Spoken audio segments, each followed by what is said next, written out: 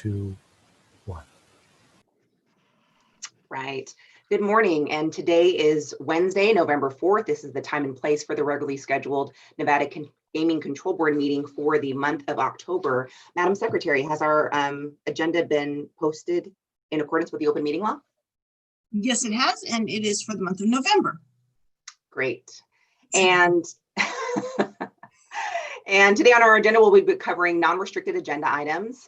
I did want to make a quick update. This month's meeting was scheduled or is scheduled for a 2-day meeting with non-restricted items being heard today and restricted items and a player dispute being held tomorrow.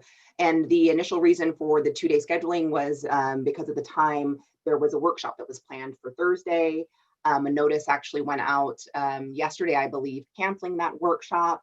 And so I wanted at least those that were planned on sitting in the anticipation of just understanding the schedule for the next 2 days that workshop has been scheduled. Has been postponed at this time. Member Thayer, would you care to give an update on that? Certainly. Thank you, Chair Morgan. You stated correctly. The workshop was planned for tomorrow.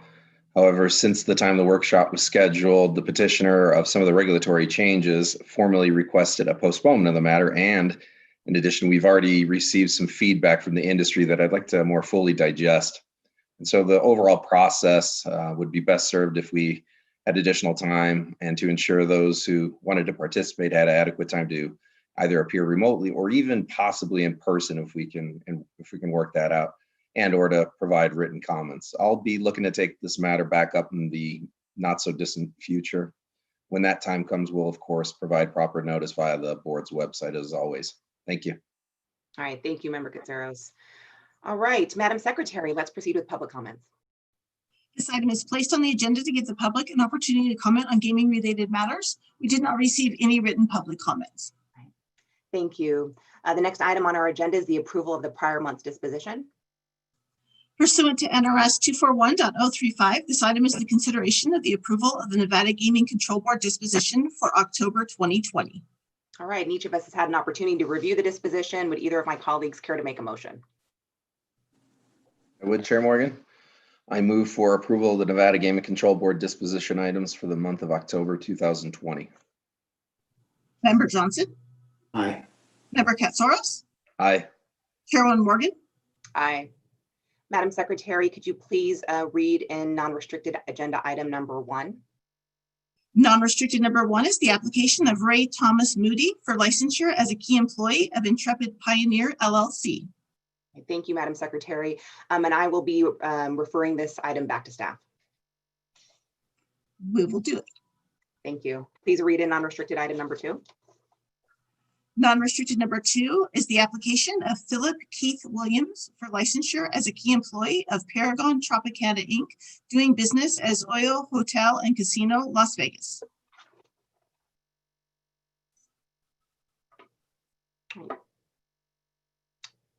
Thank you. And let's give the applicant and his counsel time to log on.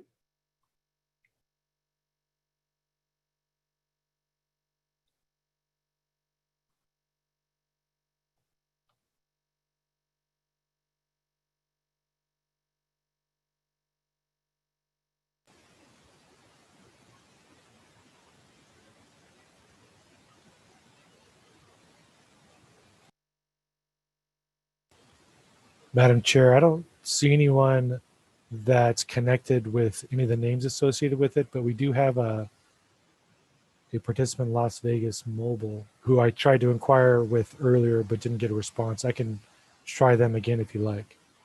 That's fine. We're looking for a Philip Williams and potentially Miss Bennett.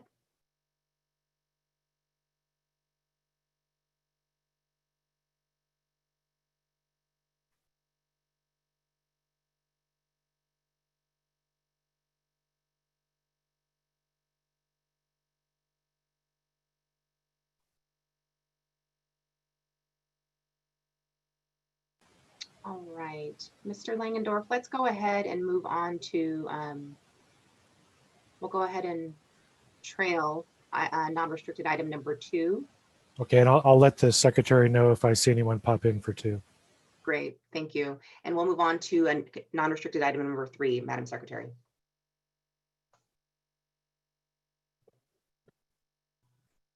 Non-restricted number 3 is the request to withdraw the application of Oscar Garcia for licensure as a key employee of Nevada Restaurant Services, Inc., doing business as Laughlin River Lodge.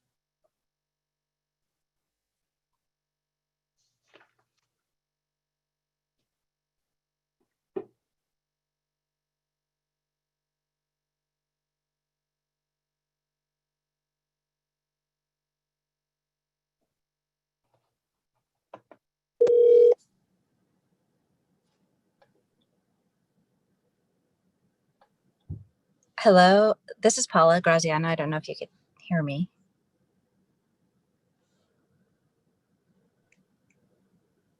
Ms. Graziano, we Hi. can hear you. Okay. We cannot see you right now, but it seems as if Chair Morgan may have frozen. Okay, sorry. So we'll probably I'll just, put my video on. Okay. I am also. we can see you, Mr. Cannon. We can Hey. see you, Ms. Graziano. And we can hear you both. Yeah, if we just wait for a moment. Chair Morgan is logging back in. She will be back with us in just a moment.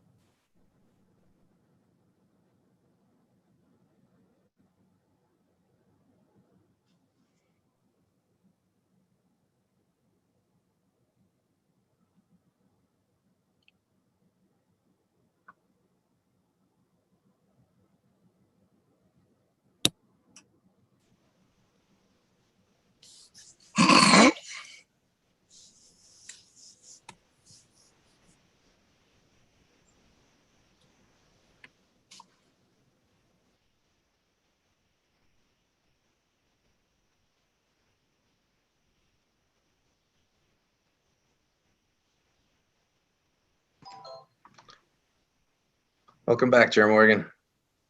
Are you guys trying to get rid of me a little early? I have a couple more days. Give me one. All right, so Madam Secretary, I'm assuming you read in item number 3. I see Mr. Smith. Is Mr. Garcia on? I am. Can you hear me? All right. Yes. All right, so this is a request to withdraw an application from Nevada Restaurant Services. Mr. Smith? Good morning, Chair Morgan, members Johnson and Katsaros. My name is Cannon Smith, and I'm General Counsel of Nevada Restaurant Services. Also on the call, not with me, but separately, NRSI's President, Paula Graziano. We're reporting today on NRSI's request to withdraw the application of Mr. Oscar Garcia, and we're happy to answer any questions that you might have. Okay, thank you. Well, I know that this was requested to be held out, and I know that Mr. Garcia is on the line as well. Mr. Garcia, can you hear me? I can. Okay. There were some questions I know that the board, or at least a board member, had with regard to due diligence in a request by Nevada Restaurant Services to administratively withdraw your application. So at this point, I'd like to open it up to the board members. I know that there were some questions on the withdrawal.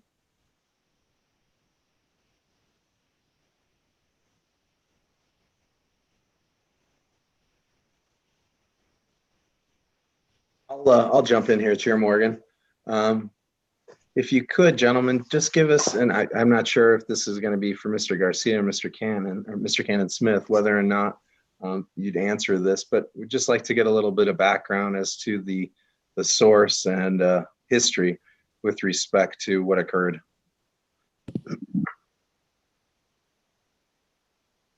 On behalf of NRSI, Mr. Garcia was hired in February of 2019, brought in to be the GM at Laughlin River Lodge.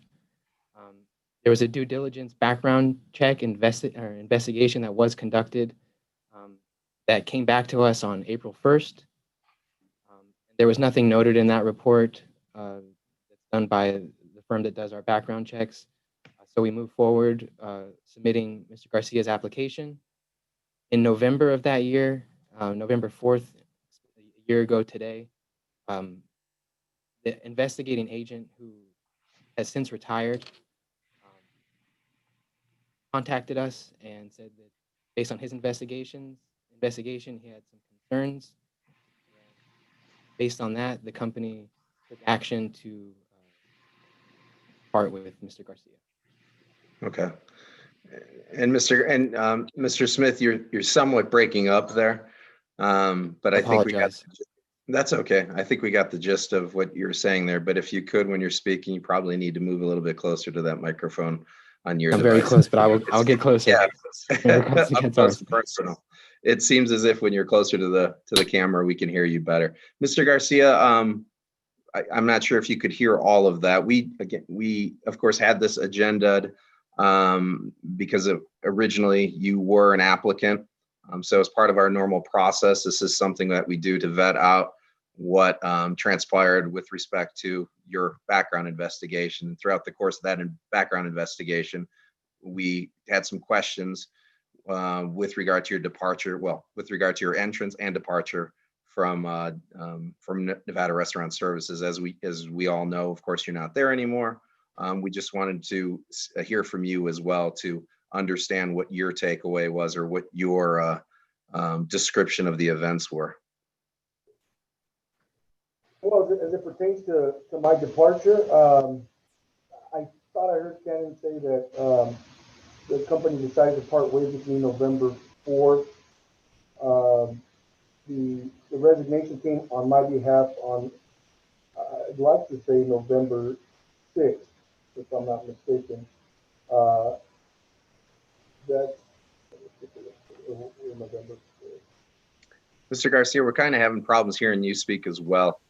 Can you hear me better now? Yes, Yeah. indeed. Okay.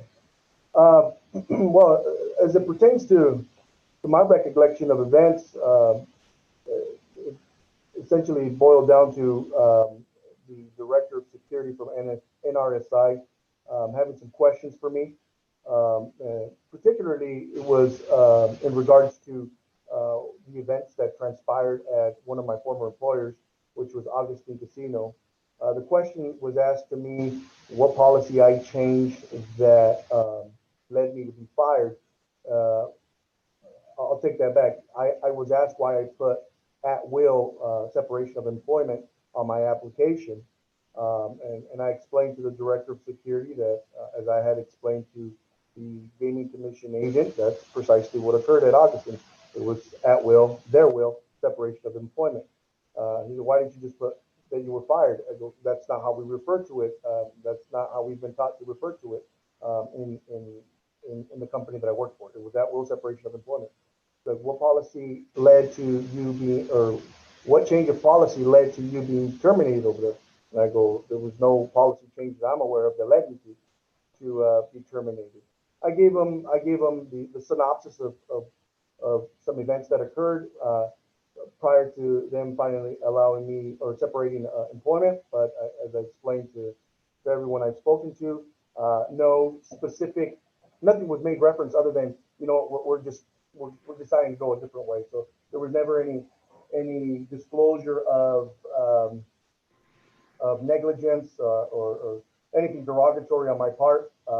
It was a three-party system, if you would.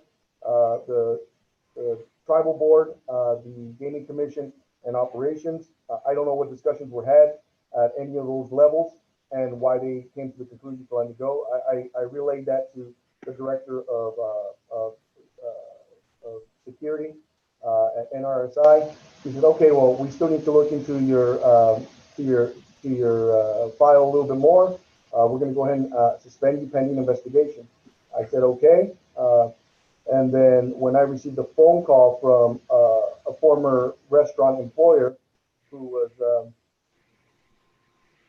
Byron Nix, he called me and says, "Hey, Oscar, what's going on? I've got some guy named Jason from NRSI calling me, asking me if I knew anything about the scheme you were, the casino scam you were involved in." And I pushed back. I told him that I didn't know what he was talking about and why he was calling me. And then he regressed. So at that moment, that's when I decided to send out my email of resignation, and namely because of what I perceived as misleading and potentially smear tactics. I believe that was an attack on my character.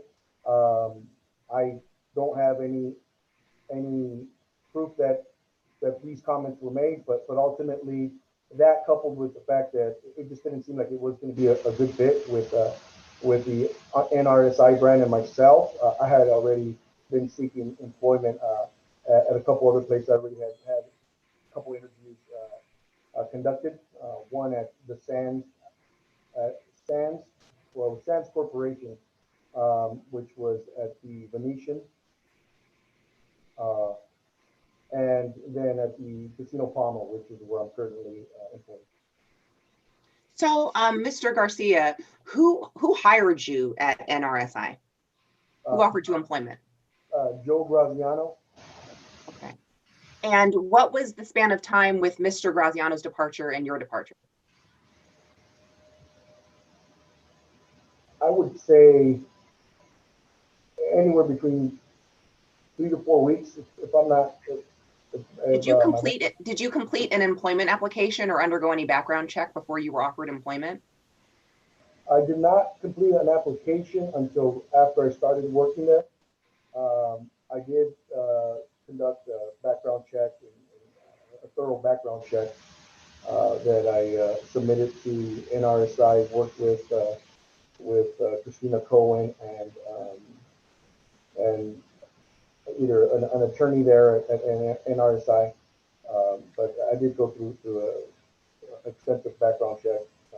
But again, a formal application was requested of me after, I would say, maybe 2 months after I was already working there. I was called, hey, Oscar, we need you to fill out an application. We don't have an application for you on file. Okay, and it is your position, though, that your departure from Augustine Casino was at your own volition? No. It's at their will, separation of employment. It's at will employer. They're an at will employer. They without cause, they chose to terminate my employment. Okay. And the place that you're with now, Casino Palma, they're aware of the circumstances with your separation at Augustine as well, and at NRSI? Absolutely. All right. I just wanted to comment because I know this was held out at the request of a board member, so I just wanted to follow up again. Make sure, Member Johnson, do you have any questions for Mr. Garcia or Mr. Smith?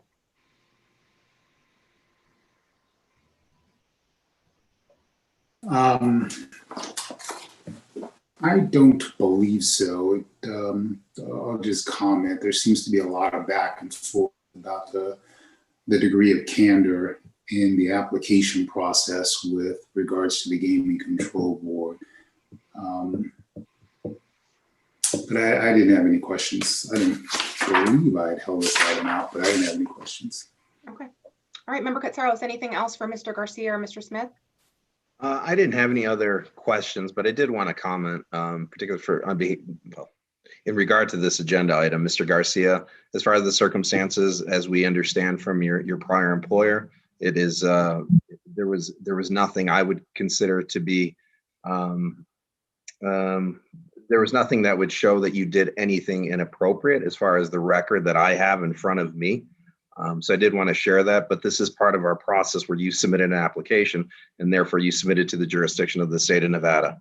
And as part of that, we do have a process for these applications to be withdrawn. And this is the process that you're undergoing right now.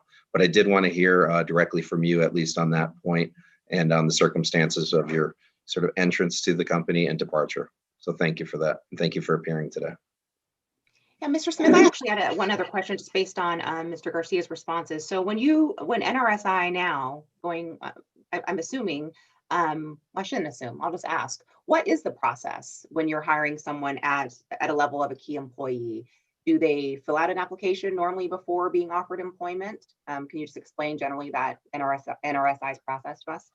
They do and should, and this was a one-off. For the most part, when someone is being put up as an applicant in the company, they've been in the company for a long time, typically. And Mr. Garcia wasn't, and so that was unique here. And the process going forward will involve completing both the application and the background check before the job offer. All right, thank you, Mr. Smith. All right, if there's nothing else, I will entertain a motion. Certainly. I believe we're on agenda item 3 now. Correct. Okay. Yeah. Chair Morgan, I move to approve the withdrawal request of non-restricted item number 3 as read into the record by Secretary Bell, and that the withdrawal be without prejudice. Member Johnson, Aye. Member Katsouris, Aye. Chairwoman Morgan. Aye. Thank you, gentlemen. Thank you. Thank you. All right, Madam Secretary, I believe we have the participants on for non-restricted item number 2. That is correct. All right. There we go. All right, if you could read in non-restricted item number 2, please.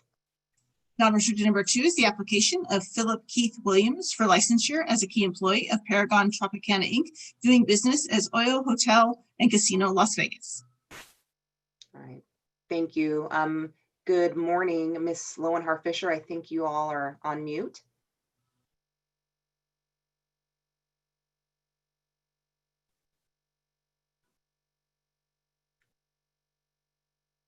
Still on mute.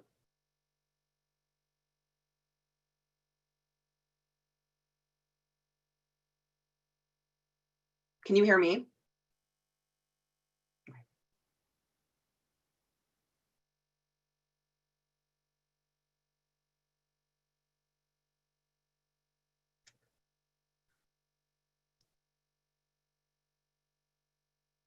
I don't think you've got it. There we go. Okay. Oh, All right, Ms. Lowenhar-Fisher, before we begin, I just wanted to offer my sincere condolences to Ms. Bennett, Mr. Amrine, and the Paragon team for the unfortunate and obviously untimely passing of Mr. Menke. My sincere condolences to you and your Paragon family. Thank you so much. thank you very much, Chairwoman Morgan. I think everybody is still in shock over here, but we appreciate the kind words, and I apologize for the technical difficulties when our item was first called. We certainly were all sitting here yelling at a blank TV screen, so we appreciate the help, and thank you, Executive Secretary Bell, for your help.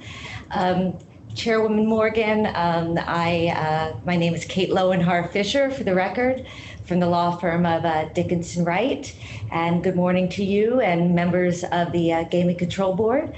If you'll indulge me, I'd also like to congratulate you, Chairwoman Morgan, on your new gig. That company is extremely lucky to have you, that board.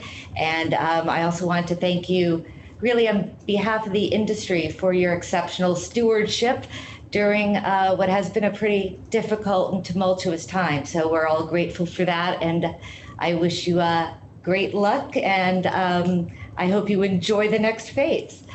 And with that, I'd love to introduce, I call him Keith, and I think that's what he goes by, Keith Williams. He is before you today with a key employee application related to Oyo Casino. And for those of you who haven't seen the marketing, that would be the casino formerly known as Hooters. And this is his first time being licensed before you today. And so we're happy to introduce Mr. Williams and answer any questions you might have. All right, wonderful. Good morning, Mr. Williams. Good morning. So do you have an affirmative or presentation? Just a little background. Oh, a little bit about myself. I'm originally from Austin, Texas. I've been in the casino industry since 1990. I started my career with Lady Luck downtown. And I was with the Stratosphere for 13 years. And with Paragon, I started with Paragon in 2016, in December of 2016, and I've been there for almost 4 years now. And your responsibilities at Oyo will be overseeing casino operations and table games, security slots, casino cage, and the club. Is that correct? That is correct. Did I miss anything there for your duties? No. Okay. Based on our investigative report, I know you have a couple of LLCs, either with your wife. Can you tell us a little bit about Toes in the Sand? Toes in the Sand is our retirement fund, and we've had that for quite a few years now. And what services do you offer? You offer retirement consulting, or? That's just our retirement fund. Oh, okay. Yes. What about real estate innovation? Are you still That's the real estate company that me and my wife have owned for over 18 years now. And that's where she is the broker. She's the broker of that company. And so that is still active? Yes. And what's your involvement in that? I was there for about 8 years. I was the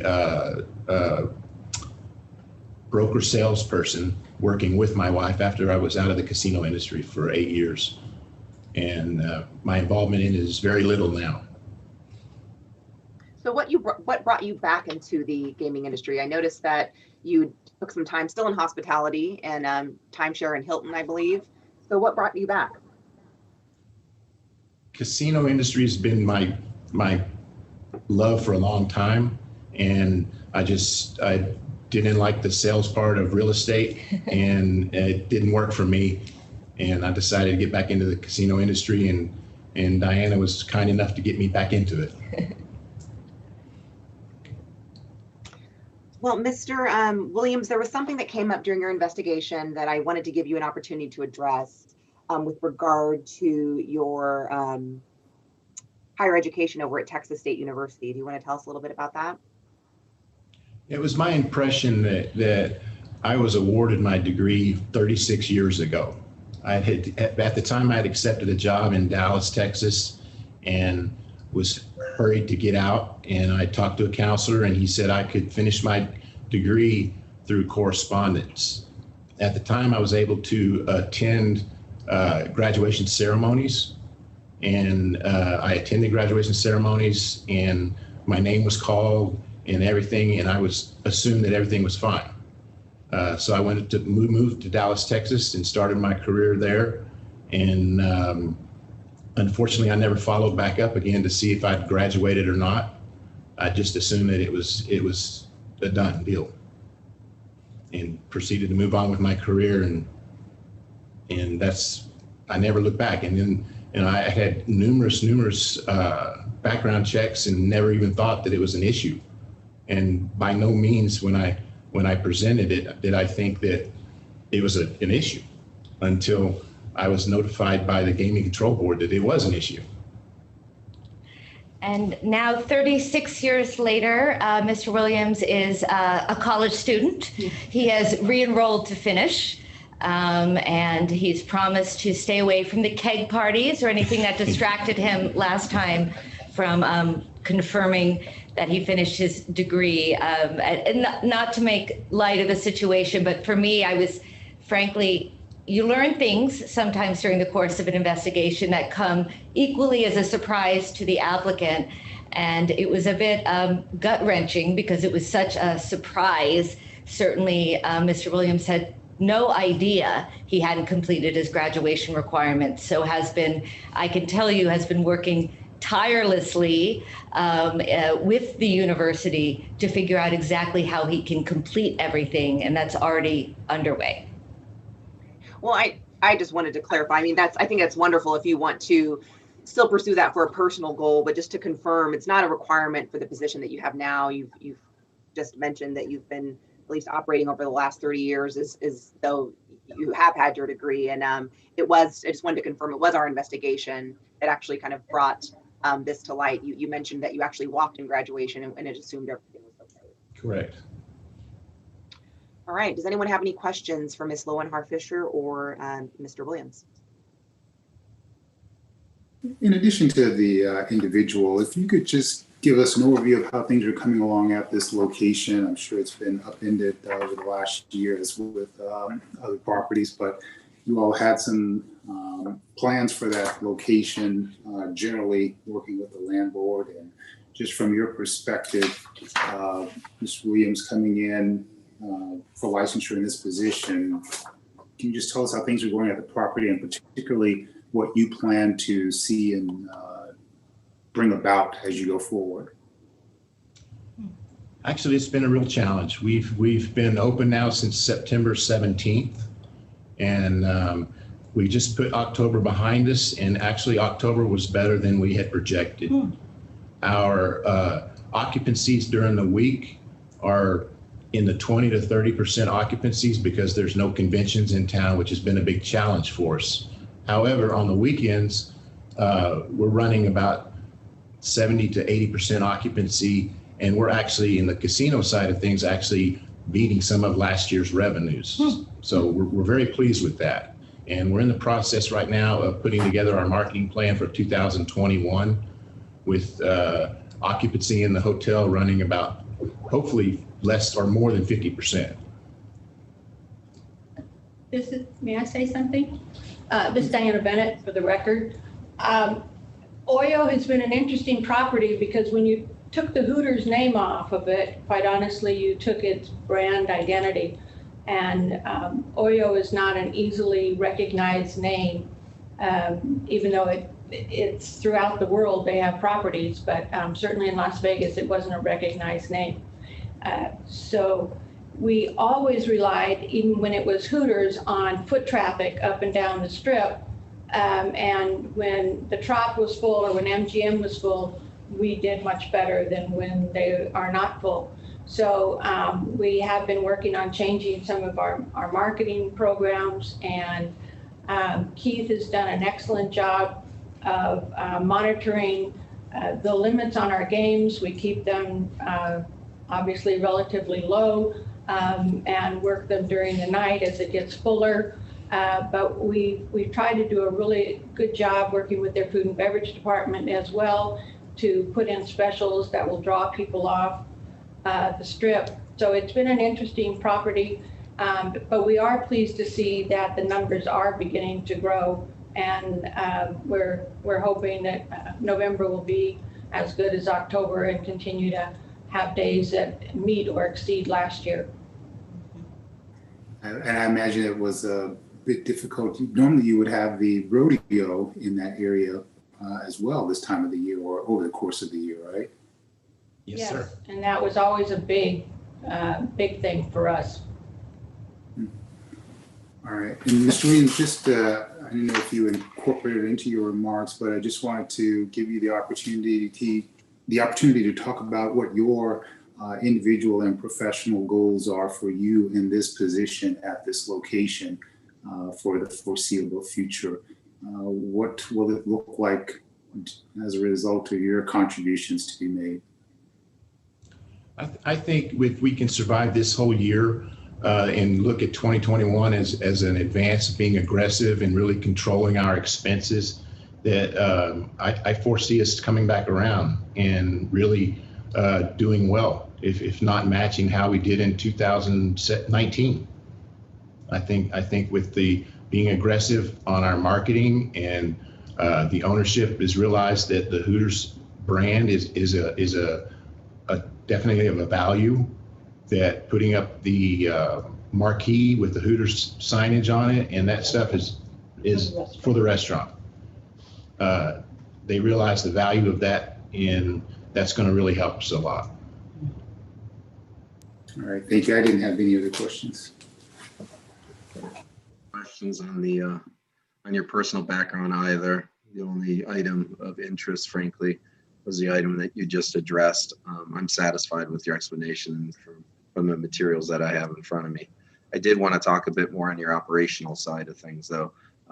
With respect to your floor, it seems over the years you guys have made a concerted effort to upgrade that. You've got some more participation games there. Your foot traffic seemed to be rather strong, say pre-COVID. So it seemed that as if things were looking really good there. Is there any additional floor changes you're looking at making right now, or are you pretty much set and happy with what you've done? We're constantly reviewing our casino floor. Right, as of last night, we were at 58% participation. So we're constantly reviewing our floor and changing things and adding and doing whatever we think we can to drive more revenues and keep it more exciting. How many tables are you at right now? 15 tables. We have 12 blackjack, 2 roulette, and 1 craps. Okay. And then as far as what we've seen throughout, once we reopen the industry in Nevada here and some other places as well, but more specifically in Nevada, we've seen a bit of a demographic shift. It's a shift that we've been talking about in the industry for a long time, trying to get that younger demographic into the doors. And we're seeing that pretty strongly throughout the Strip. Now, you guys already had a strong younger demographic player in your casino there, quite clearly with the Hard Rock brand, and just quite visually when you walk in there, you would see it straight away. Is there any change or shift that you've seen with regard to your player base? No, it's the same. However, what we did was during the closure, I reduced the table games from 20 games to 15 and replaced those pit 3 with electronics table games with blackjack, and that seems to be the trend of it, the way everything's going. You said blackjack, are you doing the multiplayer roulette as well? Yes. Okay, understood. And then last question on your parking there. Again, pre-COVID, you could see a lot of flow going to your parking lot because of all the charges that everybody else was charging on the Strip.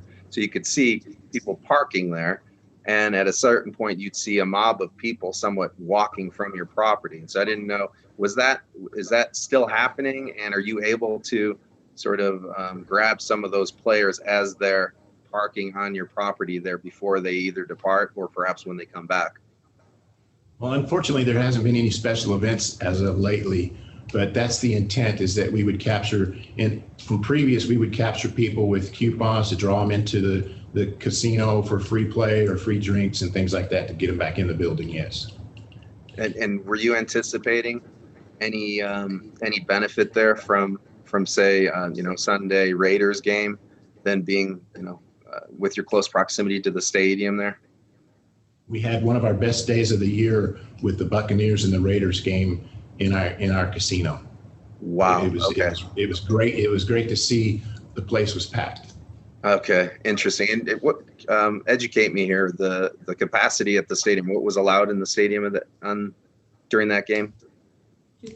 Was it 2,000? 2,000. 2,000. Okay, that's what I thought. Imagine if the thing was full. Right. Yeah. Wow. Well, that's good to hear. I didn't have any further questions on that. So I just wanted to clarify that, because I don't think, I know 2,000 was allowed for the UNR-UNLV game, but I don't think there were guests allowed for the Raiders game. But you're saying that business picked up for you in your casino to watch the game, correct? Yes, actually, we were focused on the Buccaneers in a group called the Buckaholics that came and stayed in our casino. So it was quite the experience. It was a lot of fun with limited seating at table games and things like that. So perhaps some good things to come there.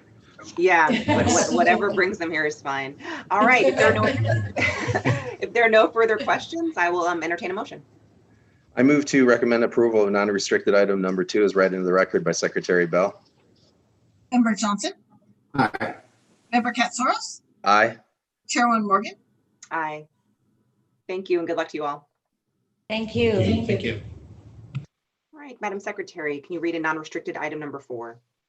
Non-restricted number 4 are the applications of Daniel Robert Walsh for licensure as an officer and key employee of Harrah's Las Vegas LLC and 3535 LV Newco LLC.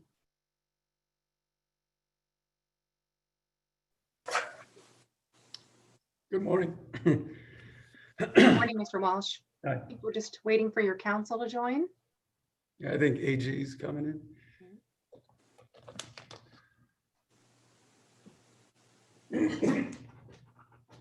Ooh, voice is shot. Good morning. I guess that took a second. That's all right. Good morning, Mr. Burnett. Good morning, Mr. Walsh. So I don't know if Mr. Burnett, did you have some introductory remarks? Yeah, thank you, Madam Chair, Member Johnson, Member Katsaros. Before you is Mr. Daniel Robert Walsh, as you can see on the agenda. He's with Harrah's Las Vegas, Harrah's Casino Hotel Las Vegas, and the Link. He's coming before you with applications for licensure as an officer and key employee.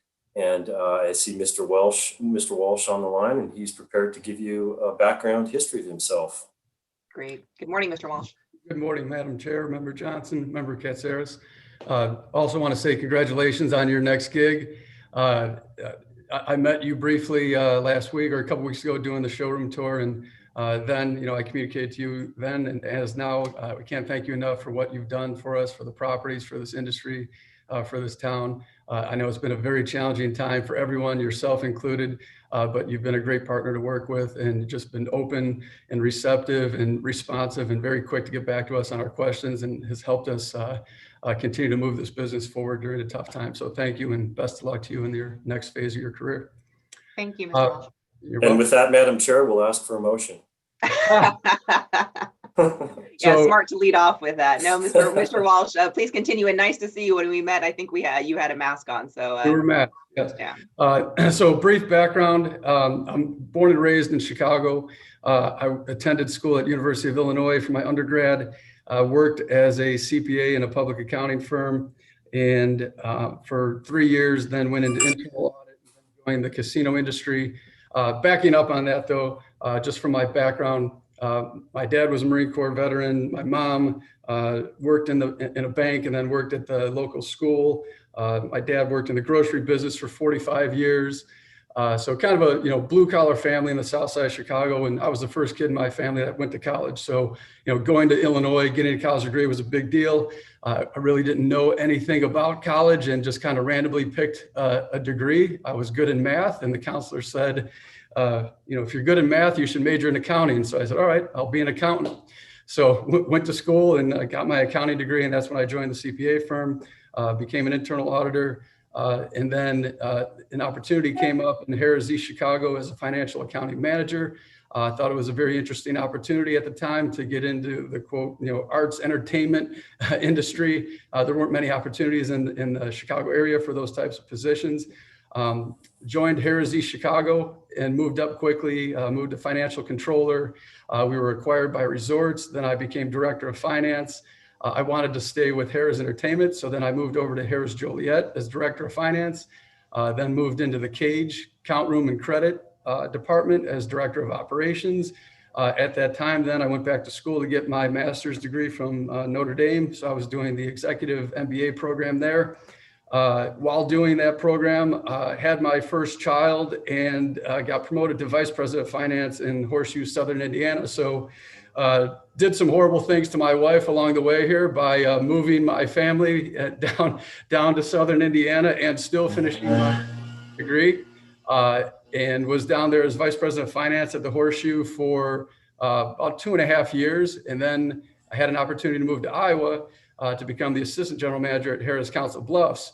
And again, my wife was 8 months pregnant, and I moved to Iowa and left my wife behind when she was 8 months pregnant. So that, again, wasn't a very good move.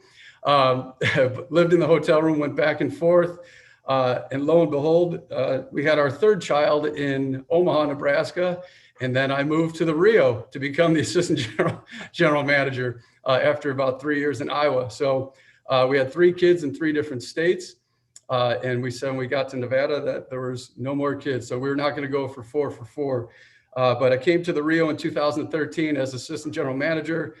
They made us general managers, I think maybe soon thereafter, about a year later.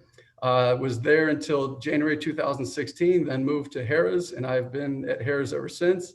Last year, they gave me the Link Hotel and Casino as well. So almost 18 years now of progressive experience through the company. And I think, probably the biggest thing I'd say about the company that I appreciate is that every step along the way, I've just continued to get more responsibility. I've never really asked for anything. They've just recognized the work that I do, and they give me more responsibility. I think as a worker and an employer, that's all you could ask for. So things have worked out well for me, and I'm just incredibly appreciative of where this path has taken me from East Chicago. So. All right. Well, thank you for that overview, Mr. Walsh. So you're deciding to stay in Nevada because I'm assuming it's the best place, not because you don't want to have another child so you don't move again. That's right? correct. Okay. We said there's no more. This is it. Final step. Well, thank you for that overview. Looks like you've definitely had a long history with the company. I did want to hear, though, your thoughts, and I know that you've already mentioned that we did have an opportunity to meet. I know Chief Thayer was with me as well, kind of looking at some of the entertainment options and other venues that Harrah's going to open. So can you let us know how that's been going? I know that it's only been actually able to only be open for about a month now, and it definitely took some time to kind of get your protocols in place and proper social distancing. So why don't you tell me how that's going? Just from the entertainment piece or everything in general? Everything in general. Got it. Yeah, I'd say initially it was incredibly difficult, and I think many of us were coming to work each day saying, like, how is this sustainable? And we had a lot of customers pushing back, a lot of arguments, customers, even at some point, sometimes getting physical with security staff and frontline staff in various departments. So it was very challenging initially, but I think, probably, 60 to 90 days in, it felt like we started to get into a rhythm. And, as people that, like me, walking around on the floor, constantly policing the behaviors, I found that not only were the customers more receptive, but any customer that may have the mask down, if they just saw someone in a suit walking towards them, they put the mask up right away. And they'd say, all right, I get it. And, I think, what I've tried to do with the team is have a little fun with it. A lot of them have asked, like, feedback on how do you have these difficult conversations? And a lot of times I tell them, use certain lines like, if you want to continue to have nice things, we appreciate it if you could keep that mask up, or, you could really help us stay open if you keep the mask. Because I think, honestly, having the bar closure occur, as bad as that was, I think that was a big wake-up call for folks that this is serious and we have to take it seriously. So, that's something that we use constantly now with bartenders and cashiers and food and beverage employees. We say, listen, if you don't enforce this with the customers, these bars aren't going to be able to stay open, and we're going to have to close again. And that's, loss of jobs and loss of income for people. So the people get that, and the customers get that too. And I think I've seen more compliance from that standpoint, because our customers have great relationships with our employees over time, and they don't want to see those employees being out of work as well. From a just operational standpoint, I think the distancing has gone very well on the casino floor and slots and tables. We've done a really good job policing that. The business, in table games, it's been down, more than slots. But we're looking at some opportunities now where we'll be submitting a revised plan and potentially putting some plexi up. We've seen Venetian and Wynn has put some plexi up. So initially we were a little reluctant to do that, but now we've seen they're going 4- and 5-handed at some of our competitors. So we think that could help potentially, drive some more business. The biggest, from a demographic standpoint, Harrah's casino, we were the biggest importer of business from around the country. So if you look at Caesars Entertainment, the biggest brand Caesars have is Caesars, Horseshoe, and Harrah's. And Harrah's is one of the biggest feeder markets we have, because we've got Harrah's Joliet, Harrah's Atlantic City, Harrah's Kansas City, Harrah's New Orleans. So people know that Harrah's name. So Harrah's Las Vegas brings in more, quote, Harrah's customers from around the country than anyone else. So because of the impact this has had on flights, you've seen locals business has gone up a little bit at Harrah's, regional has gone down somewhat, but national business has just plummeted, right? So national business, our VIP business has gone down substantially. So we're relying really on that drive-up business from surrounding states to carry us.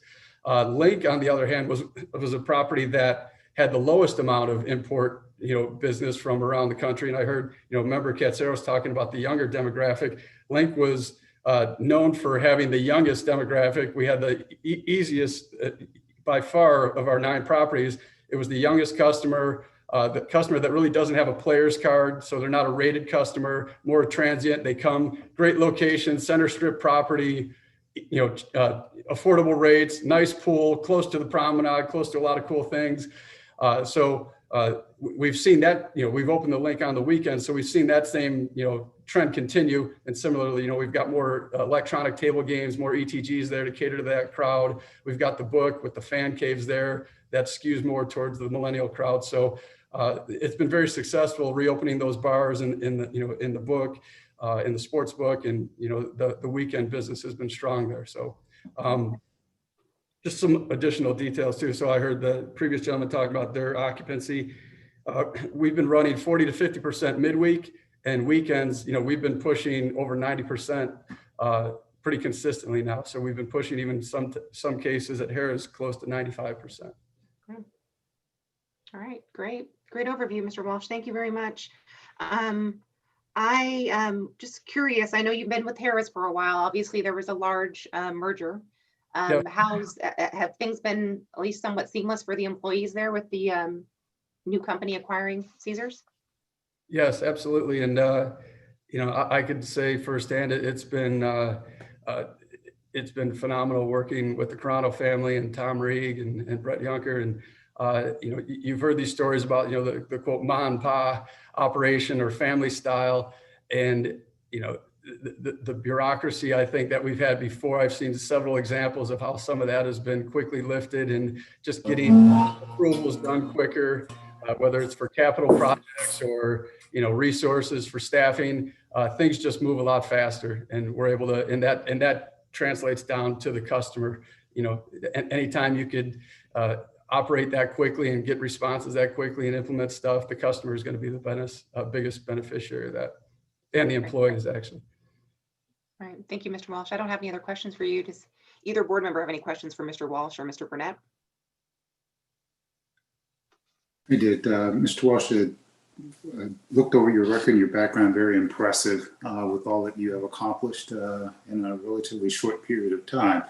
Very good record and good information today. I just wanted to ask about the link. The last time I was there, there was a room that had been set up for like some video gaming. I didn't know if that was a foray into some e-gaming or what, but what became of that? Yep. So those were virtual reality bays, and obviously we got to try things, right? And that happened. That was the casino of the future stuff we were experimenting with, and some of the previous leaders, that were there before that rolled this out. There was an esports lounge with some games. There was virtual reality bays, and bottom line was we were paying more in payroll per day than we were making in revenue. And the revenue was not very strong from that. And it was on the casino floor, and you couldn't have underage folks, and most e-gamers or most virtual reality folks are younger folks, younger kids. So we closed those, we removed those virtual reality bays. We put slots there, but then we found a tenant in the back where it's a non-gaming area. We have a virtual reality store in the back of the link now. So we have a tenant paying us rent. They've been open, they've been doing well, and kids can go in there now. And we're actually converting the old esports lounge. We're going to be putting a Dunkin' Donuts in there. So that's set to arrive in the next few months. It'll be the first Dunkin' on the Strip. So for any of the Midwesterners and East Coast folks out there longing for a cup of Dunkin' coffee, it will be here soon. That's not going to conflict with the location on the promenade. Was it Sprinkles? Sprinkles is closed. Oh, okay. Now they have a new tenant, but no, there'll be no conflict there. No competition, I should say. But speaking of the promenade, so you don't have any oversight with regards to the promenade. That's a separate entity, is that correct? Or is there any coordination that takes place between the gaming? It is a separate entity, and it used to report to Gary Selesner, and he recently asked me to have it report to me now. So there's a general manager there, and it reported to Gary, the regional president. So the GM, they're all third parties. So the GM there manages all the third party relationships, finding the tenants and making sure that it stays rented out. And that person just started reporting to me. All right, thank you. But yeah, the hotel and the promenade the hotel just benefits from the traffic. Morning, Mr. Walsh. Morning. I didn't have any questions on your background either. I did want to talk a bit about the operations, which you just did. You gave an excellent overview there.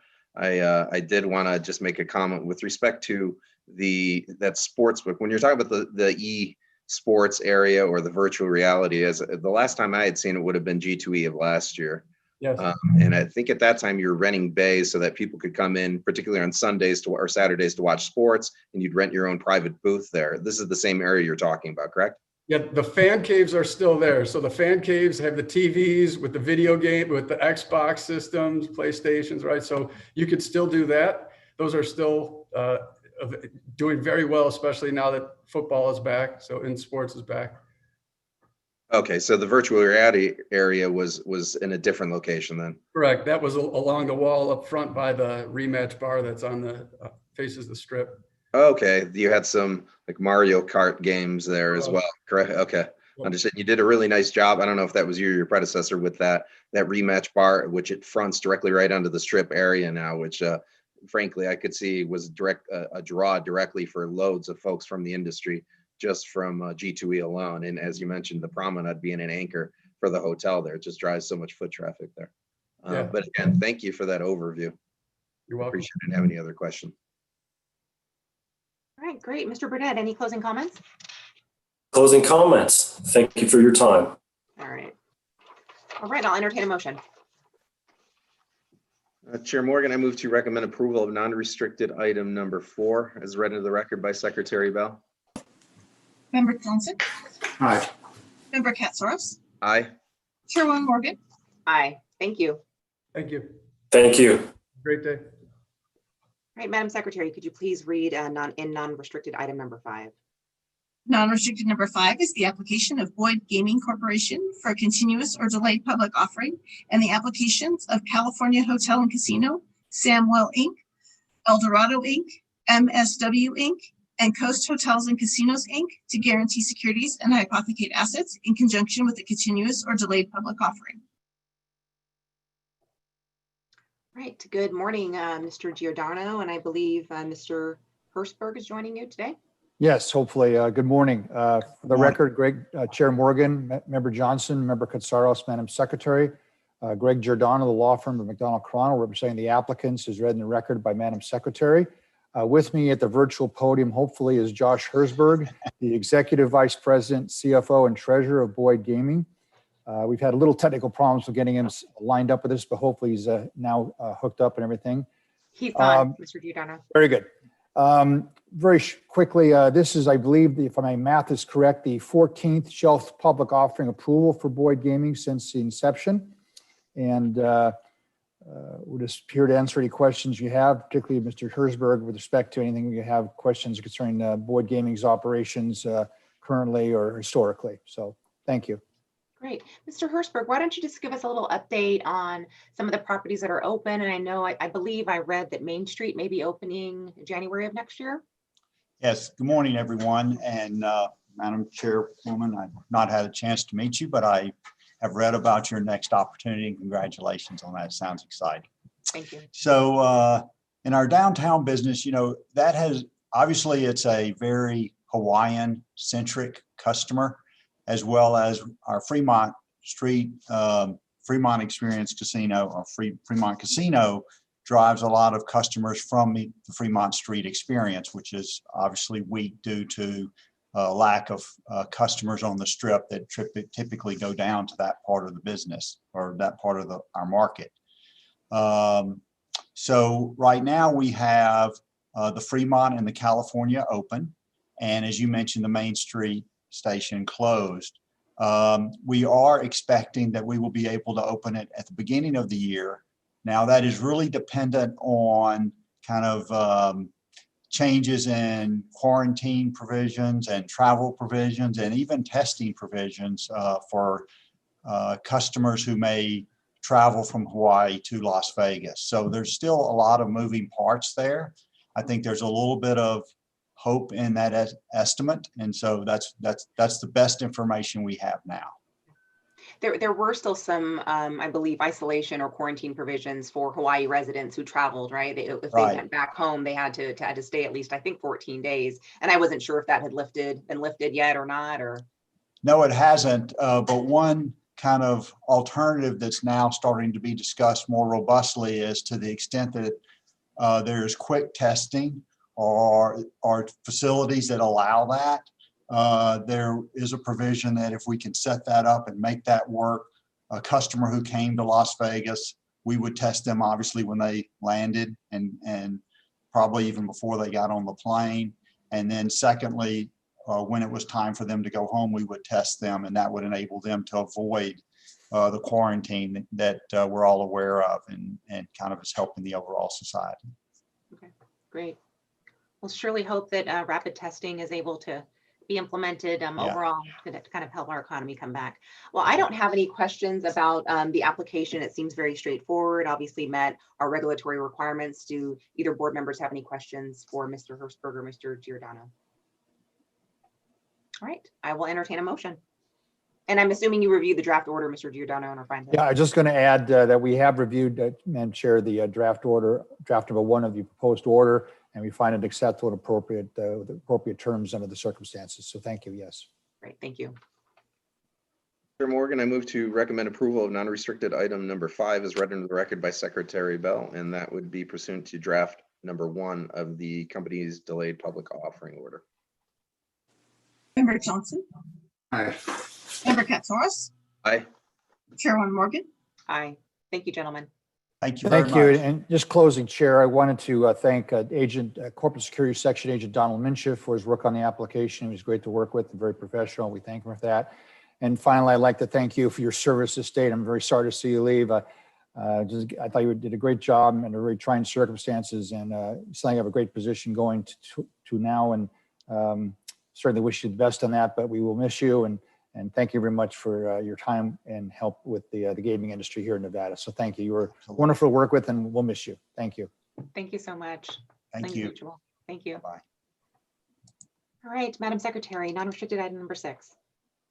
Non-restricted number 6 are the applications of Konami Holdings Corporation for a continuous or delayed public offering and to guarantee securities and hypothecate assets in conjunction with a continuous or delayed public offering. It is also the applications of Konami Gaming Inc. and Konami Australia Pty Ltd. to guarantee securities and hypothecate assets in conjunction with a continuous or delayed public offering. All right.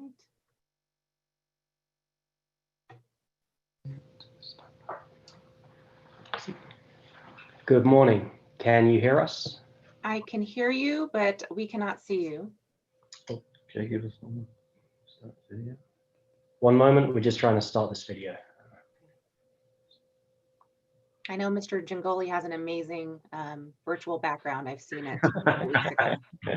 Oh, you downgraded for us. We did. I didn't want to be too flashy. So, Well, good morning, gentlemen. Good morning. Chair Morgan, Member Johnson, Member Katsaros. For the record, I'm Glenn Light with the law firm Lewis, Roker, Rothfeld & Christie, appearing on behalf of the applicants, Konami Holdings Corporation, Konami Gaming, and Konami Australia. With me is Tom Gingoli, the Executive Vice President, Chief Operating Officer, and Director of Konami Gaming. We have some brief opening remarks. First of all, we're here today for Konami's 8th shelf renewal. We would like to thank Agent Candice Nishizara for her work throughout the investigation. We would also like to note for the record that Konami does not have any plans to use this shelf in the immediate future. Rather, this application serves to maintain financial flexibility. And lastly, we have reviewed draft number 1 of the order and have no changes. With that, Mr. Gingoli is happy to answer any questions that you may have. All right, thank you, gentlemen. If the application is very straightforward, I really don't have any particular questions on that, but I'd love to hear from you, Mr. Gingoli, about how Konami's doing and how you've been either in Nevada or here nationally, and tell us a little bit about what you see for the future. Sure. For the record, Chair Morgan, my name is Tom Gingoli. I'm the Executive Vice President, Chief Operating Officer. Happy to be with you and members Katsaros and Johnson and Madam Secretary. You know, it's been a trying time, certainly for all of us on the manufacturing side. No different than, you know, I'm sure what you've heard from other companies. As you know, we were deemed essential business, so you know we pretty much were working the whole time, all for about 2 weeks. We shut down to put our plans in place to figure out how we were going to move forward. And the first thing we did, we came up with flexible work schedules, which were going to allow our employees to stay home and work remotely. Obviously some of the challenges with that on our side of the business is you can't manufacture a slot machine at home. That's kind of difficult to do. So and then some of the testing, things like that, people had to come to the office. So I brought in a company, independent company that was doing testing. They still do at our facility. So we do free testing for our employees. we get the results back in 24 to 48 hours. The nice thing about that is, we can send employees over to their facilities. So I think we've done a really good job on, the COVID front. We've, hand sanitizers and masks and gloves and everything else. So I think, that on that side of it, we've done a really good job of adjusting to that. From a business perspective, we're on fiscal year end March. So the pandemic kind of hit right at the end of our fiscal year and going into our new fiscal year. So the numbers weren't great. But I can say that, we're in the midst of our third quarter right now, and we've shown pretty fairly significant growth quarter over quarter. So I'm cautiously optimistic about where our business is headed. Our casino management side of our business, we're actually going to have a record year over year with regard to revenue and connections. We've had some significant wins in our systems business, whether it's been San Manuel Casino or Morongo Casino in California, Morello Gaming. We did Grand Sierra Resort, as well as the Sahara during the pandemic. So we've done everything we can to keep people employed, keep the business moving forward. We had to do the unfortunate thing. We had to do layoffs and furloughs like everybody else. We're fortunate that we have a fairly significant parent company who has backstopped, us from a financial standpoint. And things are starting to turn right now. I'd say I'm close to about 84% of pre-COVID headcount from where we were, which including layoffs and furloughs. So I'm, pretty excited about that. And hopefully by the end of our fiscal year here in March, we'll get back to where business is. You see the numbers of the casino industry. Casinos are making money, not spending a whole lot of money right now, which is understandable. They're stockpiling their cash, trying to see what's coming next. But the one thing I tell investors and tell everybody that I love about our side of the business, if you have really good product, it finds its way on the casino floor, and that includes being in a pandemic, being included in the shutdown. So I'm really excited about our products and our product line that we've continued to stay working during this pandemic and the closure. So we're staying ahead of the game from a development standpoint. So I'm excited about that, and pretty polished or pretty bullish, I'd say, on the future. I'm again showing some fairly significant increases quarter over quarter, and we're forecasting some pretty good increases again to the end of the year. So that's great. Thank you for that update, and glad you were able to share some encouraging news. Going forward. Well, I think it's important. It's not where we want to be. Our revenues aren't where they want to be, but I think it's starting to come back for sure. We're lucky. Obviously, we're not Nevada centric. We're licensed all over the world, as as same with the other manufacturers, and there's certain pockets that are doing well and certainly doing better than others. So it's been like I said, somewhat, I think the good word is encouraging. I'm not ready to have a party and get a band, but I think it's I am encouraged by some of the results we've seen. All right. Thank you, Mr. Gingoli. Any questions from either board members? I didn't have any questions, but I was appreciative of the update that you gave, because your application is rather straightforward, but I did want to hear about a business update from you. So I appreciate that. Thank you. Well, Mr. Gingoli, I heard that you previously used to be asked to comment on the color of the Fremont cannon. I wanted to give you that opportunity if you wanted to share. And I was gonna say something nice about you departing, and then A.G. Burnett, used to do that. And Member Johnson used to have to stand up for me because he was, a Nevada person as well. But yes, it was, I guess you say the better team won, and the cannon is blue. So that's. Well, our board, as currently constituted, is evenly split. Yes. As with my loyalties being somewhat divided as well. But thank you very much for the very thorough overview. We really appreciate it, and I will entertain a motion.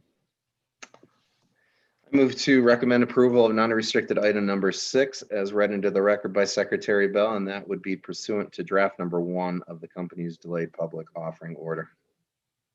Member Johnson? Aye. Member Katsouros? Aye. Chairwoman Morgan? Aye. Thank you. Thank you. Best of luck to you. Thank you. All right, gentlemen, are you both okay to keep going? Yes, okay. All right. Madam Secretary, please read in non-restricted item number 7.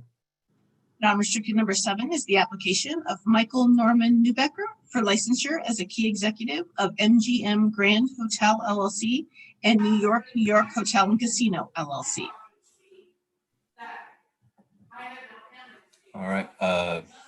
Can you hear me? Yes.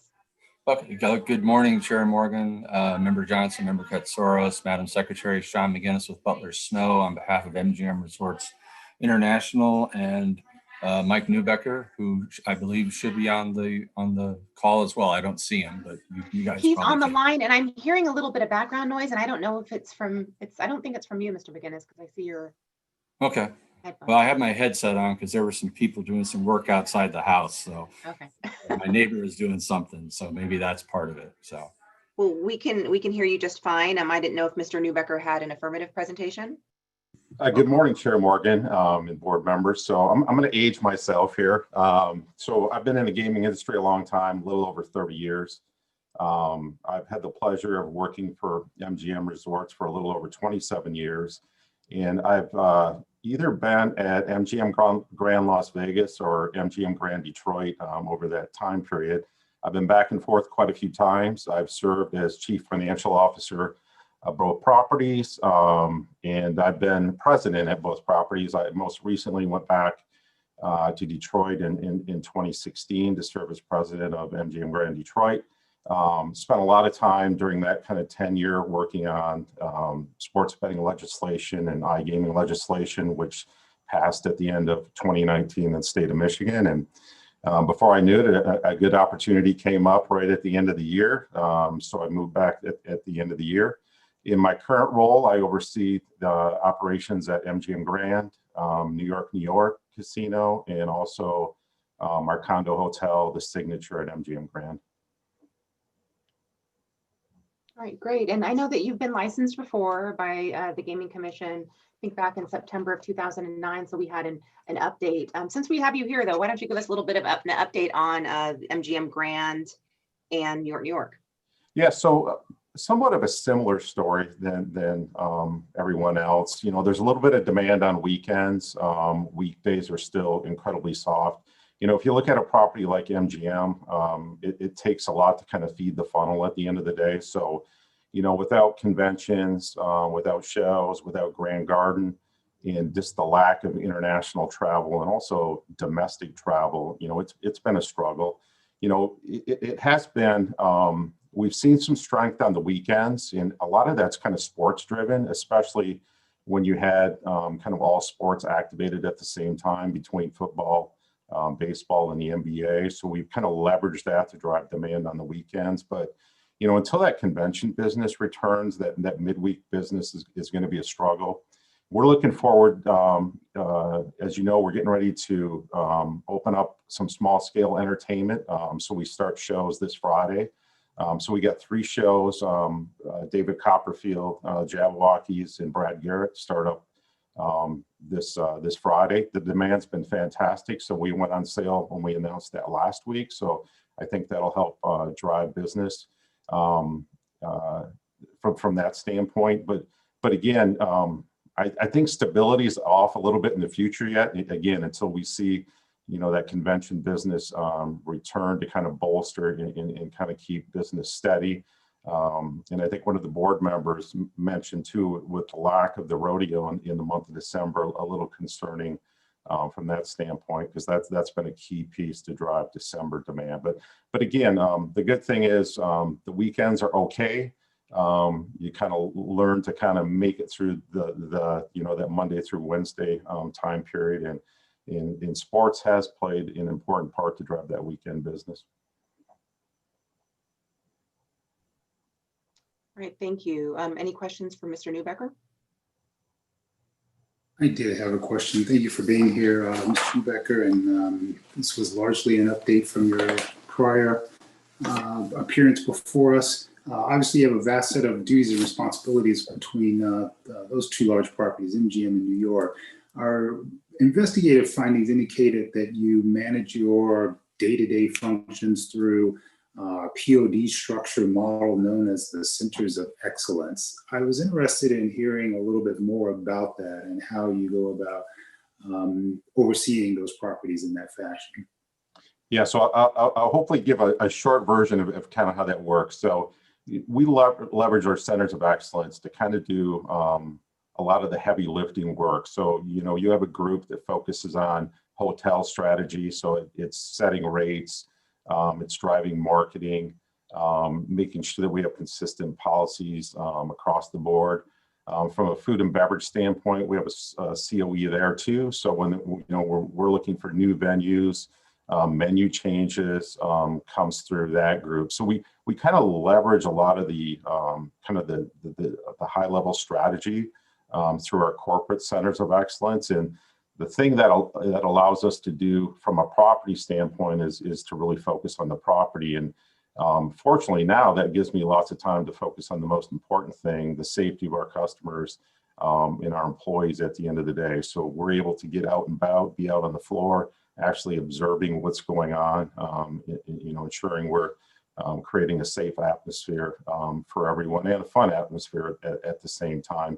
But again, it allows us to really, spend the time that we really need to, out and about, kind of managing day-to-day activities and use the horsepower of the central group to try to drive direction.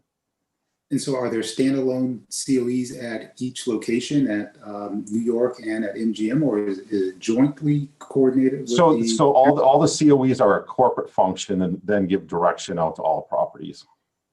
Okay. All right. And then in terms of your allocation of time, given the proximity between those two, you essentially the beautiful thing is I walk quite a few miles every day, but everything's in walking distance. So everyone, whether they like it or not, gets to see me on a daily basis. Okay, very good. All right, thank you for your appearance. Thank you. Morning, Mr. Newbecker. Good morning. Your background came back clean. I did want to note or ask a question with regard to your past in Detroit, the origins with MGM. It seemed, is it accurate to state that you helped open the MGM Grand Detroit in 98, 99? Actually, I went, in 1999. So I actually went out. It's funny how life kind of takes you down some paths that you didn't know when you kind of think back. So I went out there to help train in 1999. I grew up in Michigan, so I'm like, hey, cool, I'll get to see mom and dad and some family members. So I went back there to help train as they were getting ready to open up the temporary casino back in July of 1999. And before I knew it, I ended up staying and relocated back. But it was a great learning experience. Casinos were, at least commercial casinos, were new to the state of Michigan at that time. So it was kind of cool to be kind of on the cutting edge of, gaming starting up in the state of Michigan. Yeah, and I recall when those opened, my roots are from Detroit as well, specifically Warren. And when that temporary facility opened up, it was not like any temporary facility that you would think of. It was massive, it was busy, and it was a sort of focal point of the city at that time. Well, all three of the casinos, although I think it was the Wonder Bread Factory would have been Mandalay at the time, opened. Correct. Up the street, up the lodge there, right? Correct. Yeah. And, no, it was a good catalyst back in the day. The city was struggling, and the industry came in, and it provided a lot of good paying, steady jobs, and kind of helped the city kind of make it through some trying times. And I'm happy to say it's the transformation in the city's been fantastic, and it's incredible. The amount of change that has taken place in a relatively short period of time. So it's amazing. It's kind of been on steroids as of late too, with some of the relocating of the stadium, going down there, the stadiums being down there now is another focal point. And I largely attribute some of that rebirth to the time when those casinos were allowed to open there. It's not just gaming, right? It's an entertainment experience. It draws people downtown. I think it was Mayor Archer at the time that was really champion that. So anyways, reading your background really, brought back some memories thinking about the time when those casinos were opening up. So I didn't have any other questions, though, but thank you for that. All right. Well, Mr. McGinnis, any closing comments? Just wanted to recognize Agent Scott Widmar for the work he did on the application. Always professional working with Scott, and we just want to recognize him. Great, thank you. All right, I'll entertain a motion for approval. Chair Morgan, I move to recommend approval of non-restricted item number 7 as read into the record by Secretary Bell. Member Johnson, Aye. Member Katsaros, Aye. Chairwoman Morgan. Aye. All right, could you please read in non-restricted item number 8? Non-restricted number 8 is the application of Anton David Nicodemus for licensure as a key executive of Bellagio LLC and Victoria Partners. Great, and I waived Mr. Nicodemus's appearance because he was most recently before the Board and Commission in March of this year, and so there's no comments, Mr. McGinnis. No, we just appreciate the waiver, and also Heather Lambert was the agent that did the update on Mr. Nicodemus, and just want to recognize the work that she did. I appreciate it. We'll entertain a motion for approval. Member Katsaros, you're on mute. On mute. I move to recommend approval of non-restricted item number 8 as read into the record by Secretary Bell. Member Johnson, Aye. Member Katsaros, Aye. Chairwoman Morgan. Aye. All right, let's go ahead and take a 5-minute recess. Chair Morgan, I just wanted to thank you for your service and wish you the best moving forward with your career. So thanks a lot. I appreciate that, Mr. McGinnis. Thank you. All right, we'll go ahead and take a 5-minute recess. Thank you.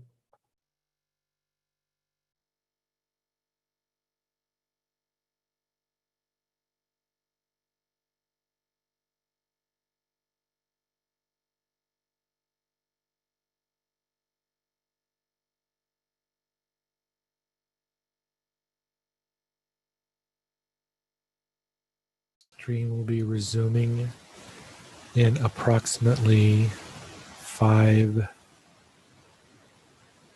4, 3, 2, 1. We're good. All right. Okay, we'll go back on the record. Madam Secretary, can you please read in non-restricted item number 9? Non-restricted number 9 is the application of David Allen Handler for a finding of suitability as a director of Penn National Gaming, Inc.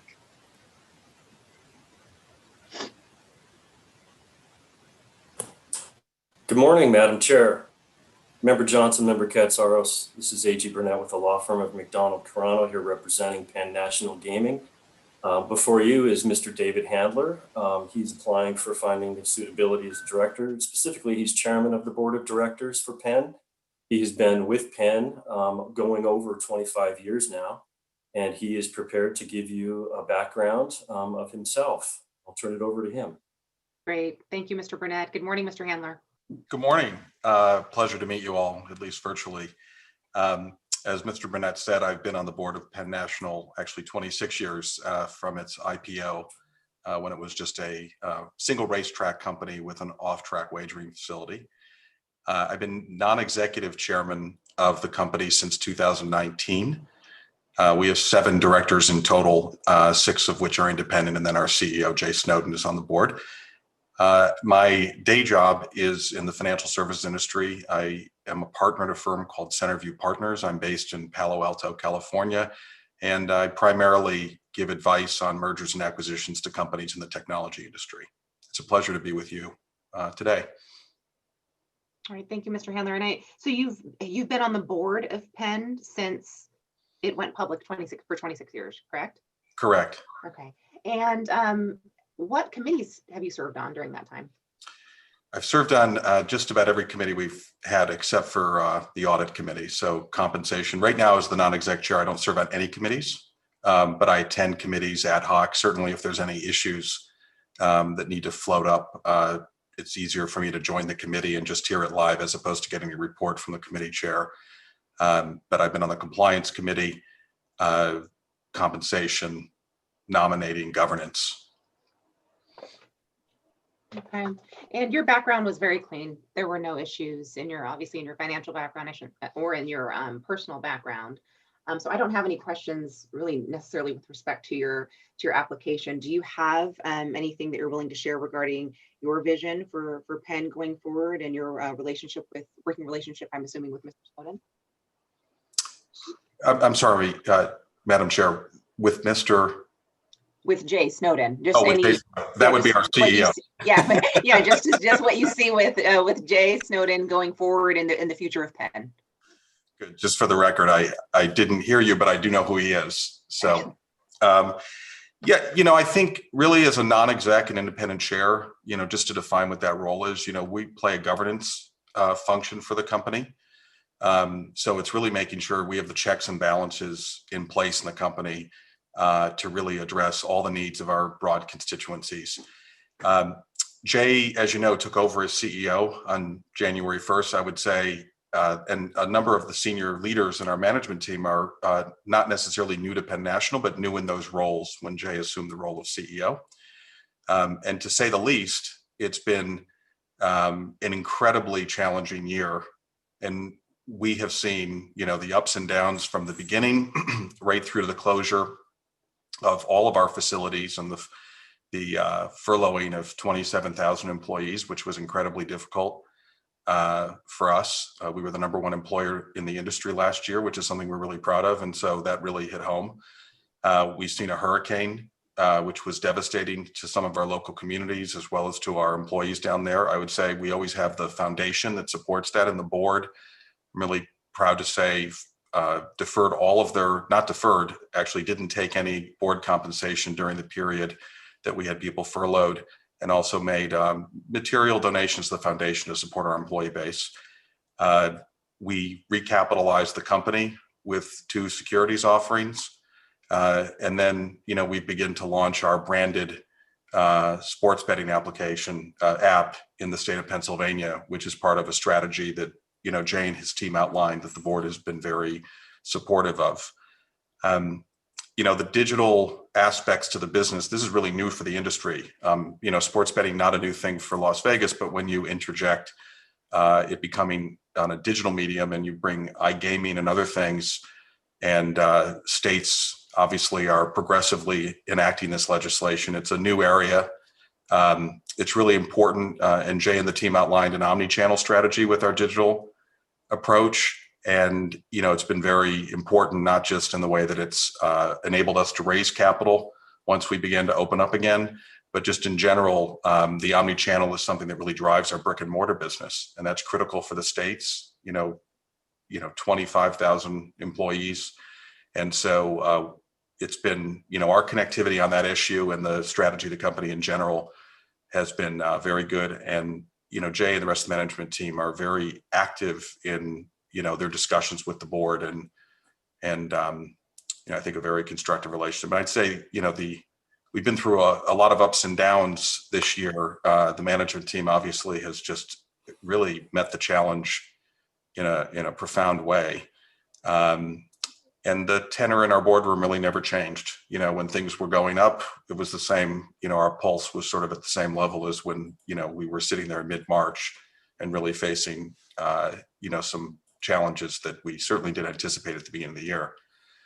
So, and I would say the same is true for the management team. So usually, I think in this role, it takes you about a decade, maybe 20 years to sort of see a management team through all those cycles. And we got to see it really in the first 6 months of their tenures. And it's good to know that it seems as though you feel that they definitely rose to the challenge during this year that I think everyone is ready to get over with.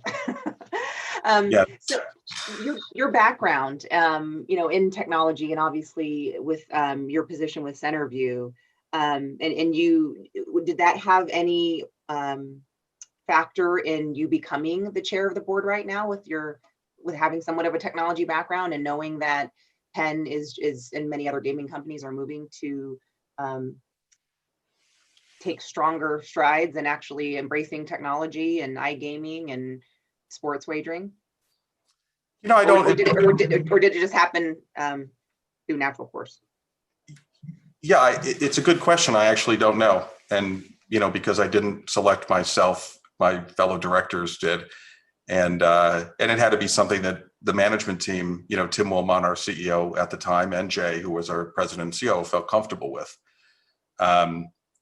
Because it's really important that chair and CEO relationship be a very open and trusting dialogue, because we're not running the company, we're governing the company, and we trust that we have the people that sort of are good at what they do, but also embody the culture and the ethics of the company. And that's very important to us. So that may have had something to do with it, but I don't know. I'm going to ask. It's something that wasn't relevant, when I joined the board, but clearly there's been an intersection that I didn't anticipate. But we did buy, we bought a social gaming company a few years back, and they had offices in downtown San Francisco, and that was a sign to me. I would have never thought our little company from Reading, Pennsylvania, was going to be buying a startup with a couple of 30-year-old founders. They were younger than 30. That was our destiny. And then we obviously we opened up. We put some of those assets in Las Vegas as well. I had some questions about. You mentioned your sports betting app and Barstool, but I wanted to get into that. And I know that you don't obviously aren't involved in the day-to-day operations, but at this point, I wanted to see if either board member had any questions for you and your background. And before I get I'll jump in if that's all right. Yeah. Mr. Handler, how are you this morning? Good. How are you, Member Katsoros? Good. I had to double check the clock to make sure we were still in the morning. As was already mentioned, your background came back very clean. I will note you're the second one to appear today that has some Michigan roots, specifically Detroit. That's exactly where I was born. Right. I have been listening to the whole hearing today, so I did pick that up. And that Dunkin' Donuts was not in Las Vegas, which was shocking to me. So that's something from the Midwest we know well. It's actually in Vegas. It's just not on the Strip, because I know one that I go to quite well over there by the Hard Rock. Or I used to go there. But I did just want to talk a bit about your background too, and Penn National as well. So I won't cross over to where Chair Morgan might be going on. But as far as the roots of the company, I think a lot of people don't know outside of the gaming industry, or just maybe as visitors, is that Penn National is huge in the horse racing industry as well. A huge entertainment company, gaming, of course, but on the horse racing side too. How is that business going right now? Are you guys able to, I know there's, with COVID going on, that's obviously hampered attendance and visitation, but horse racing is pervasive throughout the US and the world, notably online as well. So I just wanted to hear your thoughts on what's happening there. Yeah, it's an interesting question, because that was our gateway to the gaming industry. And the race course was Penn National Race Course, but when Peter took the company public, they added gaming to the name, which seemed quite ambitious, because there were a lot of gaming companies. Regional gaming was just kind of exploding, and we weren't even close to that market. But there was a theory states would progressively enable gaming legislation, and we would participate in that market. Horse racing, it's not a material part of the total cash flow of the company, which is significant, but it's bigger than it was when the company went public. And our handle and other metrics have been very strong, given what a number of states did in linking the horse racing industry to benefit from the proliferation of legalized gambling. But to be frank, we don't talk about it that much, but it's obviously an important element of what we do in the various states. And, if there's something going on, we'll certainly hear about it that rises to the surface of the board. But yeah, I would think 98%, 99% of our EBITDA comes from gaming and related activities. Right. It's just such a notable number of racetracks under your umbrella. And you mentioned the word omni-channel that's been thrown around now for a decade and a half, give or take.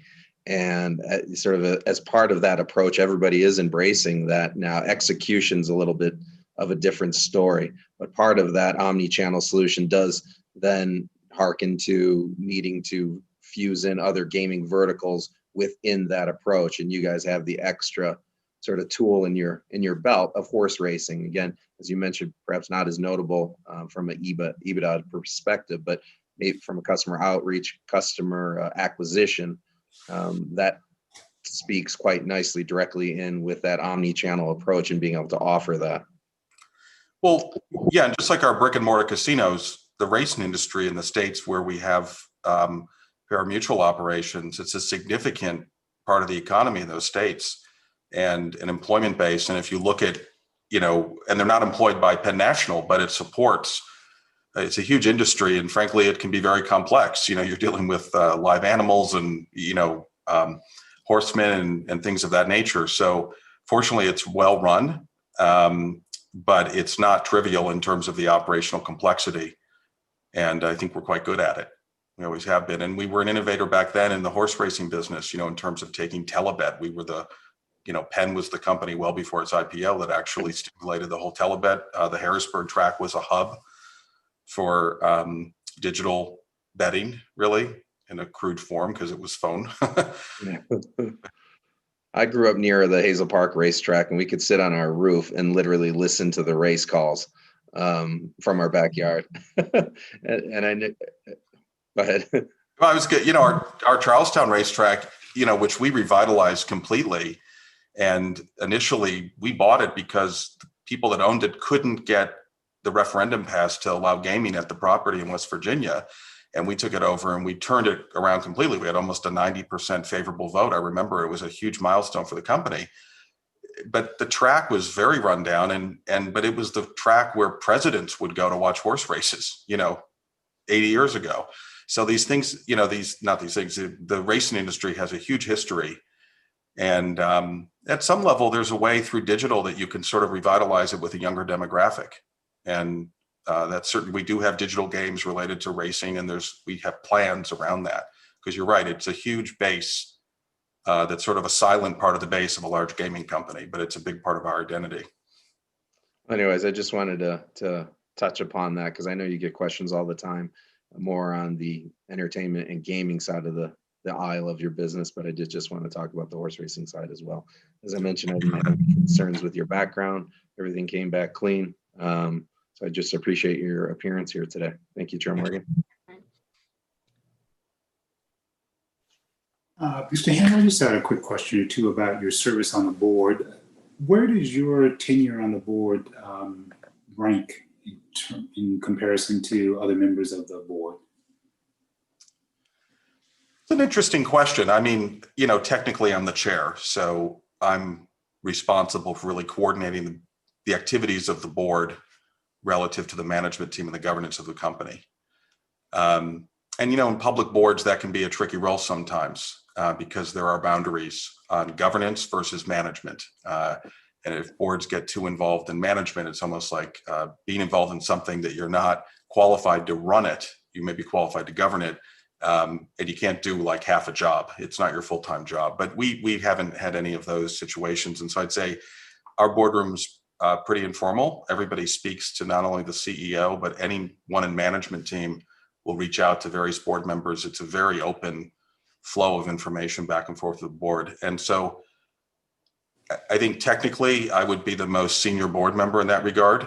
My other board members don't go in front of gaming commissions to be licensed in many states because they're just regular independent board members.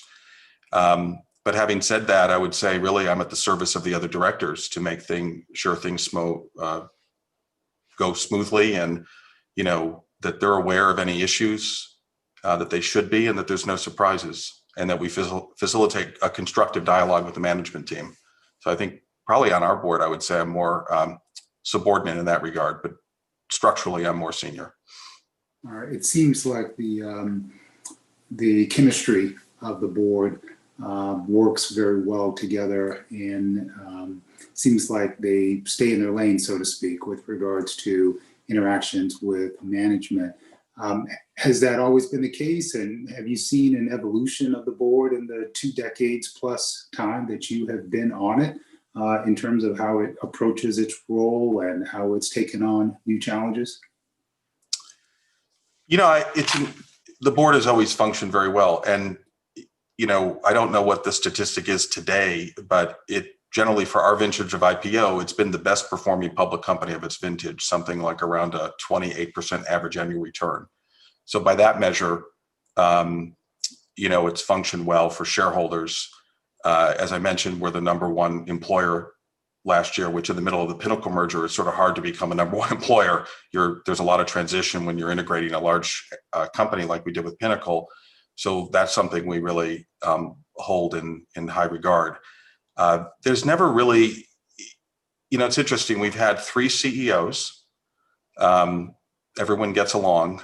There's still a lot of communication with our prior 2 CEOs, and there's still very much, keep an eye on the company in terms of from the outside. So it's always been a pretty healthy chemistry. I appreciate the observation, but I would also say we don't take it for granted. Just because it's been like that to date, it doesn't mean we can, assume that it's going to be like that in the future. And we have a little sense of healthy paranoia to make sure we're always on top of things. And we have a great management team that, facilitates a real open communication. Thank you. And lastly, just to clarify, I believe as chair of the board, you don't serve on or as chair of any committees of the board, but did you say you had previously served as chair of a committee or multiple committees? I have. The only committee I'd chaired before many years ago was compliance. I was the chair originally. We were a small company at the time. And then actually, I felt it would be better to have an independent chair that was not a board member. And we brought in Steve Ducharme to play that role. And we now have John Oriyama playing that role. And then I left the compliance committee, I think, in 2013. Okay. All right. Thank you. All right, thank you, Mr. Handler. And I had some questions about Penn's decision to enter into an agreement with Barstool Sports. I know that was entered into, I think, around January of this year. And this may be a better question for maybe Mr. Burnett, since you clearly stated you're not kind of involved in the day-to-day. And I know that you weren't on the compliance committee at the time that this purchase agreement was entered into. So we've gotten some questions and comments. Obviously, Penn National has been a great Nevada licensee, understands the regulations, understands its role. I've had an opportunity to meet with Mr. Snowden a few times, and I know he understands Penn's role here in Nevada as well. But we have gotten a couple of questions about the Penn's interest in Barstool. And I wanted to get either some of your thoughts or Mr. Burnett's thoughts more on that relationship, what Penn sees its role as far as Barstool's commentary or involvement with advertisement of, let's say, I know it's a more of a satirical, humorous kind of entertainment brand, but what Penn sees its role in as far as managing or working with Barstool to ensure that gaming and its integrity is still held to very high standards, especially here in Nevada. Yeah, let me start and then I'll turn over to Mr. Burnett. Anything material for the company, the board gets very involved in. And so while our compliance committee would naturally have a role in that, the whole board certainly has been involved in the original idea to make the investment, and more importantly, to really work with them on our digital strategy. I think the team at Penn came up with a very interesting and unique idea on how to work with Barstool because of the viral nature of what they do. We have 20 million consumers in our database. They were 60 when we did the original investment and partnership in January through COVID, which is remarkable because sports was non-existent. They actually transformed their business, and I think are closer to 80 million. So that's a huge part of the consumer market you're addressing, including a demographic that was not a typical Penn demographic. So it was almost complementary to our database. And, as I mentioned earlier, we've always been a leader in many respects. And so our ability to execute, and really management's ability to execute, but the company's ability to execute, is really critical, that we not let digital disrupt us, but we actually embrace it and do it in a way with our omni-channel strategy. It's important not just for our shareholders, but our employees, the states. It's got huge implications, and early days, but it's been well received and it's been successful. As far as the compliance aspect, we have a rigorous process on self-regulation. We interface with regulators every day. And I would say it's not just a check the box, let's interface with the regulators and get through that. This is like the most important thing in the company. The gaming license is our most important asset. And there's all sorts of other things that our shareholders and others pay attention to. But the reality is, our core fundamental cultural foundation is the gaming license is the thing you protect first, and everything else is a variable. And it's been true like that ever since we got into the gaming industry. So I think from a board perspective, there's no light of day between that philosophy and the way management sees it and throughout the company. And if there were people in the company that didn't feel that way, they wouldn't be part of Penn. And probably one of the most rewarding things to me as an independent board member and now chair is when I meet with regulators from states on, just a background investigation. I'll always want to know, like, how are we doing? And, and you have little issues here and there every day in the state. Part of it is just ferreting out those issues and dealing with it proactively with the regulators. And it's always, really a source of pride when regulators say exactly what you said, Madam Chair, which is, we've been a good participant in Nevada. And that's the most important thing. I mean, obviously we have to return shareholder value. We have to have happy employees. We have to have customers that feel good, but the regulatory alignment is critical. And so, you should assume that, and anything that would sort of challenge that, I would hope is addressed forcefully and directly. And if it's a new issue like digital, I think, the most important thing there is it's new and this industry is changing, and we need to be very integrated with our regulators as we kind of go on this journey together. And so that's where, I think you would see someone like even Jay, rising to the level where, this is something he needs to lead as we kind of go into this new area of digital gaming. All right, thank you, Mr. Handler. Mr. Burnett, anything to add to that? No, Madam Chair, Mr. Handler said it very well, and I don't have a whole lot to add to that. As you know, the company has a minority interest in Barstool and doesn't control them or their content. However, Penn has built in many meaningful protective measures into that relationship. And they are currently and actively engaged with those. And as Mr. Handler said, the compliance committee is also involved and engaged, as is. And I think you're aware that the company has essentially created an intermediary position to be a liaison between the two entities. And that position is also very actively engaged and will continue to be going forward. All right, great. All right, thank you for that. I don't have any other questions. If there's not from either board member, then I will entertain a motion. I'll make a motion, Chair Morgan. I did want to ask one quick follow-up, Mr. Handler. What city did you grow up in over there? West Bloomfield, Michigan. Understood. Yeah, definitely. Thank you for that. Thank you for your appearance again today. And with that, Chair Morgan, I move to recommend approval of non-restricted item number 9 as read into the record by Secretary Bell. Member Johnson? Aye. Member Katsaros? Aye. Chairwoman Morgan? Aye. Thank you. Okay. Madam Chair, we'd like to thank Agent Justin Schweitzer for the work he did. I know he and Mr. Handler had a good time working together. We did. And also, this is the point in the meeting where I want to embarrass you by saying good luck in your new role.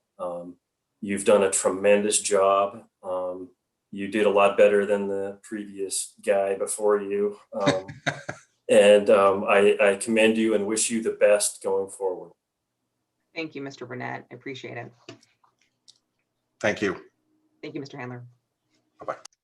Thank you. All right, Madam Secretary, please read a non-restricted item number 10. Non-restricted number 10 are the applications of Scientific Games Corporation for amendment to their order of registration, for licensure as sole member and manager, and for the pledges as noted on the agenda. It is also the applications of NYX Digital Gaming USA LLC for licensure as a manufacturer, distributor, and as an operator of an information service. Lastly, you have the request to withdraw the application of Michael Allen Quatari as noted on the agenda. All right, thank you, Madam Secretary.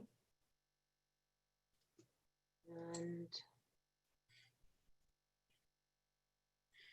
I believe we have Mr. Raj appearing for Scientific Games. Mr. Freeman. Yes, Madam Chair, can you hear me? Yes, I can. My name is David Araj with the firm of Brownstein Hyatt Farber Schreck on behalf of the applicants. The applications that are pending are listed on the agenda on behalf of SG Gaming, NYX Digital Gaming USA LLC and Scientific Games. And there's also a withdrawal request on the agenda for Mr. Cartieri, who's no longer with the company. I have with me this morning Jordan Levin, who will be speaking to you from the UK. Mr. Levin is the Executive Vice President and Group Chief Executive Digital for Scientific Games. And we also have with us Michael Fries, who's Vice President of Regulatory Affairs of Scientific Games. Mr. Levin has a short presentation to give you. And so I'll hand it over to him. Great. Thank you, Mr. Raj. Hello, Mr. Levin. Hi, how are you? It's good to be with you. I'm glad to join you from overseas. I'll just provide a quick background on myself. As you can hear, I live in the UK, but I'm not British. I'm an expat. Lived most of my life in suburban Chicago, Illinois. I attended school at the University of Texas at Austin, as well as a graduate degree from University of Chicago. Spent most of my career prior to entering the gaming industry in various commercial banking and investment banking roles, and joined the industry in 2006, initially with WMS Gaming, which was subsequently acquired by Scientific Games in 2013.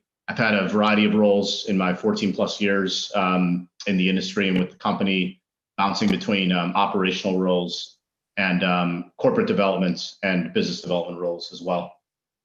I'd previously been in front of the board for hearing and licensing in 2012 as part of WMS Gaming's application for an online poker license, and was granted that license as well.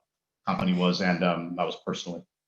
In terms of my current role, I was involved in the acquisition of NYX Digital Gaming, which I believe is the subject of today's discussion. I was involved in the acquisition of that in late 2017. Acquisition closed in early 2018. I was then appointed into my current role towards the end of 2018, and have been in that role since then. My remit and NYX's remit is a provider of digital gaming, digital lottery, and sports betting products and services on a business-to-business basis to operators around the globe, including many operators in the United States. Our intention is to provide sports betting products and services to potentially multiple operators in the state of Nevada.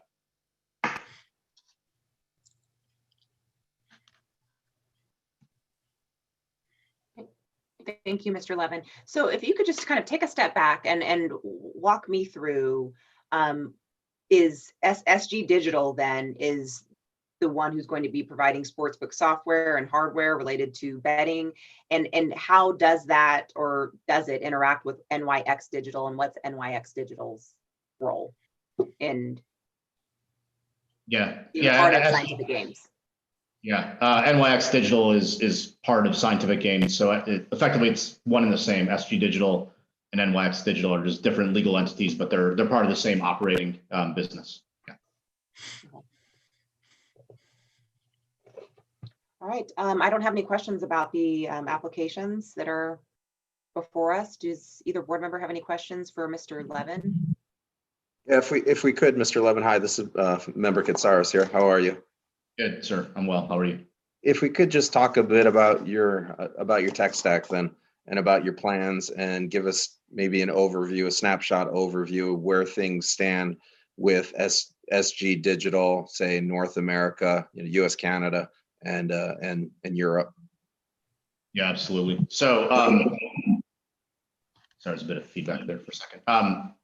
So SG Digital we're a sort of full turnkey technology and services provider across digital sports and digital sports, retail sports, and digital gaming. And when I say turnkey, that means that our solution, if somebody wants to take it, includes player account management software, which handles the wallet.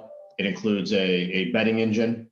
It includes a front end, which is like a user interface, mobile apps. We provide also through one of our subsidiary units, Don Best, we supply pricing and data feeds. We also have a risk management service that we provide on behalf of bookmakers if they want to take it. And then on the casino side of the business, we provide that same sort of player account management stack, as well as a casino content aggregation platform that serves up our own digital content and digital content from third parties, ranging from Every to AGS to IGT and beyond. That's the tech stack. Does that answer your question on the tech stack? I'll then address what our activities are in North America. Sure, it does a little bit. I just want to unpack it just a bit though. So when you're talking about your PAM, is that your OPM? Do you have an acronym for that? Sort OPS. Of your OPS.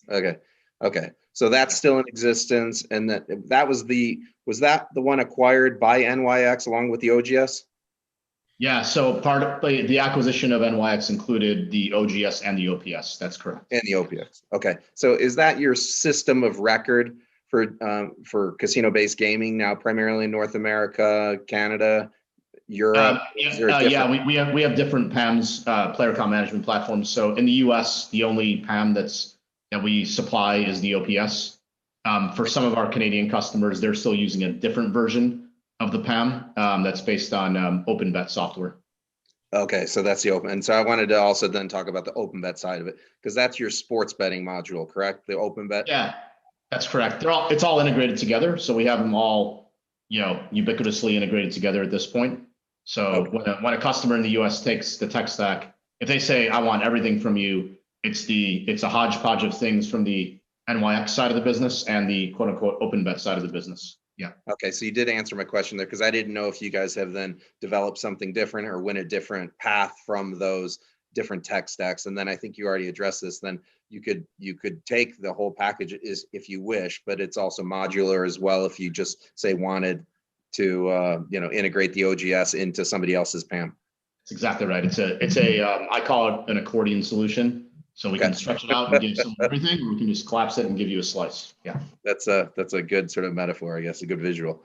Okay. And then if you could talk about where you're at, US, Canada, just a brief snapshot. I know Europe's a bit, broader, and then Australia as well, perhaps, and maybe Latin America too. Yeah, absolutely. So I'll nail Australia first, because that's the easiest one. We supply our sports betting platform, the OpenBet platform, to Sportsbet, which is now the largest digital operator in Australia. Sportsbet is a subsidiary of Flutter Entertainment, the same company that owns Paddy Power, Betfair, Sky Bet, PokerStars, and now FanDuel, or majority control in FanDuel as well. So we supply the sports betting engine to them, and in fact, we just broke a record 2 days ago on the back of the Melbourne Cup, which is the biggest betting events in the world, believe it or not. Where we supported like 62,000 bets per minute 2 days ago. So it's like by far the biggest betting volume on a single race. It's just a little point of pride for our software. Yeah. No, that's really noteworthy. The OpenBet platform, then, allows for in-play wagering, or did you have to bring in some other module to allow for it includes in-play wagering. It's a configuration switch depending on whether a jurisdiction allows in-play wagering or not. Okay. Yeah. Thank you. That's Australia. That is the extent of our activities in Australia. Online gaming is clearly illegal there, and we don't offer that service. We also incidentally offer the same type of solution in New Zealand, next door to Australia, to the New Zealand Racing Board, which is the state-sponsored betting operator there. In Canada, we provide a variety of services and products to all of the lottery corporations. That on the one extreme for British Columbia Lottery Corp and Lotto Quebec. We provide the full turnkey, like literally everything, even a bingo solution that we don't offer in the US, but we do offer in Europe and in Canada. So we're full turnkey partners with those lottery corps. And then like in the case of OLG, someone else has the sports book and the PAM, and we just provide the OGS and the content. And then we also supply ALC. We're active with them. Just launched a casino platform for them once their constituent provinces allowed online gaming.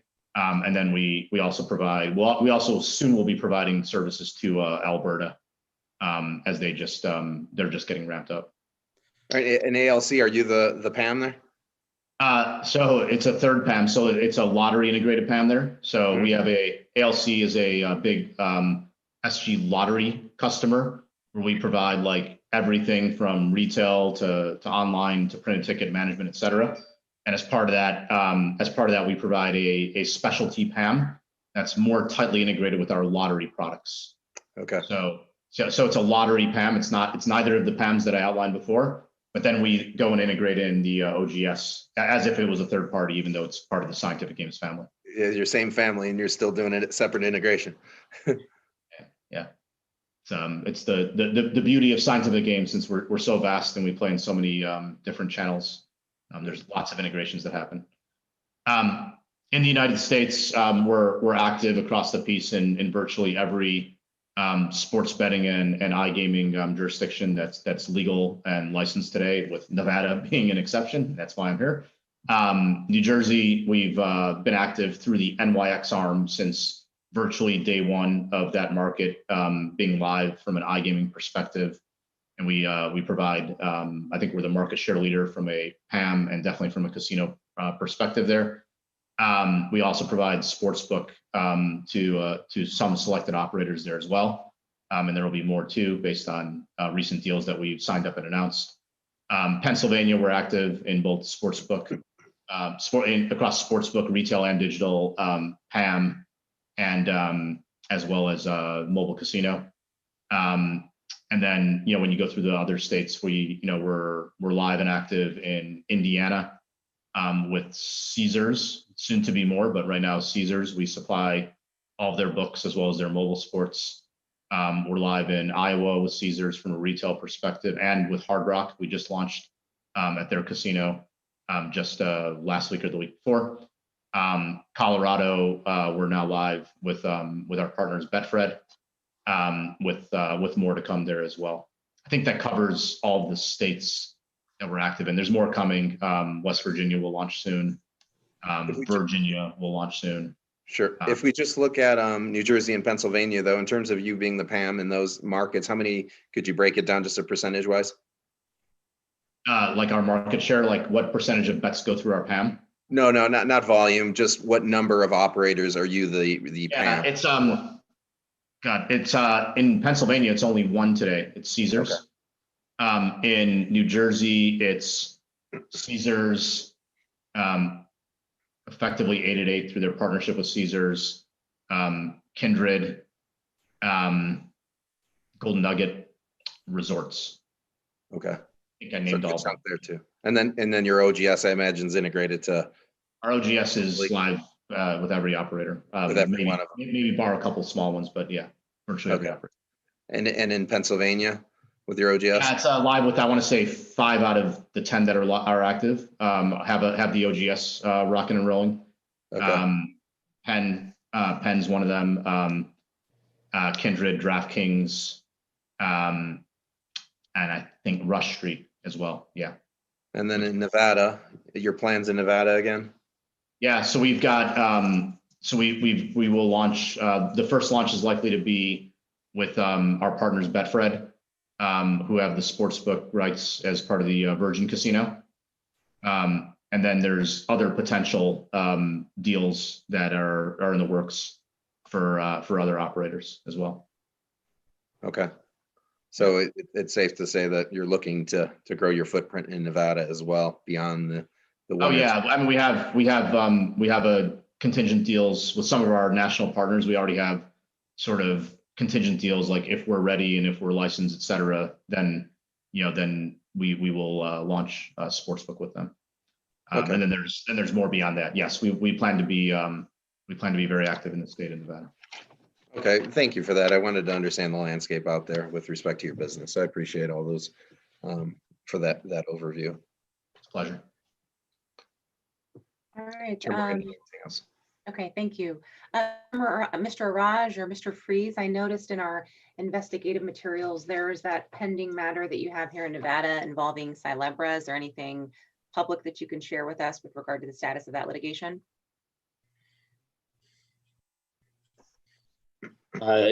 Thank you, Chairwoman.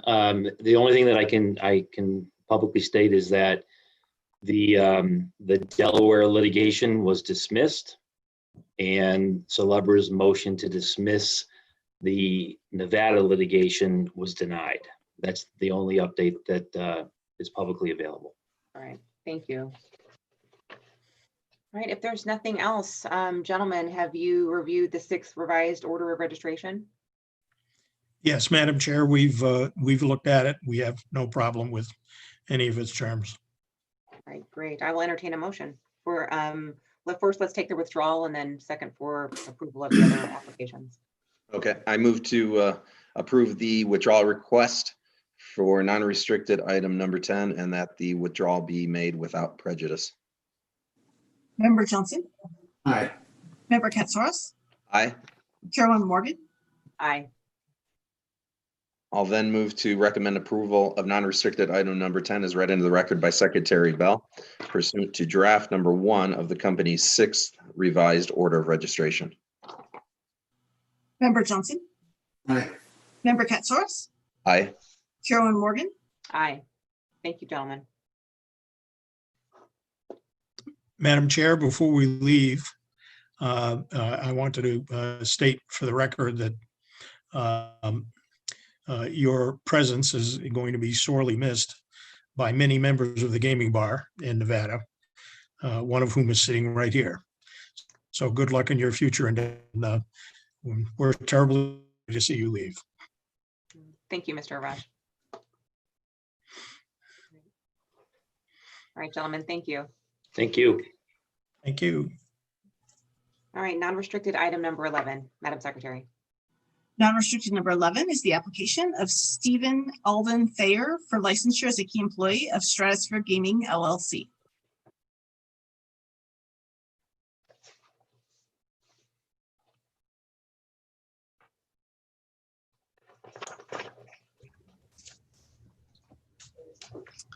Good morning. Good morning, Ms. Got Gillen. reverb. Okay, I think that's, All right. Good morning. Phyllis Gilland on behalf of Golden Entertainment. Mr. Thayer is hopefully in there somewhere. Yes, he's on. We, Madam Chair, Member Johnson, Member Katsouros, Madam Secretary, Phyllis Gilland on behalf of Golden Entertainment and Stratosphere Gaming. I'm here to introduce Steve Thayer today. Steve is the VP and General Manager of our Stratosphere, or the Strat, Casino, Skypod, and Resort. And we don't have a formal presentation. I'm going to have Steve give you a bit of his background, and then we're open for any questions you may have. Great. Thank you, Ms. Gilland. Good morning, Mr. Thayer.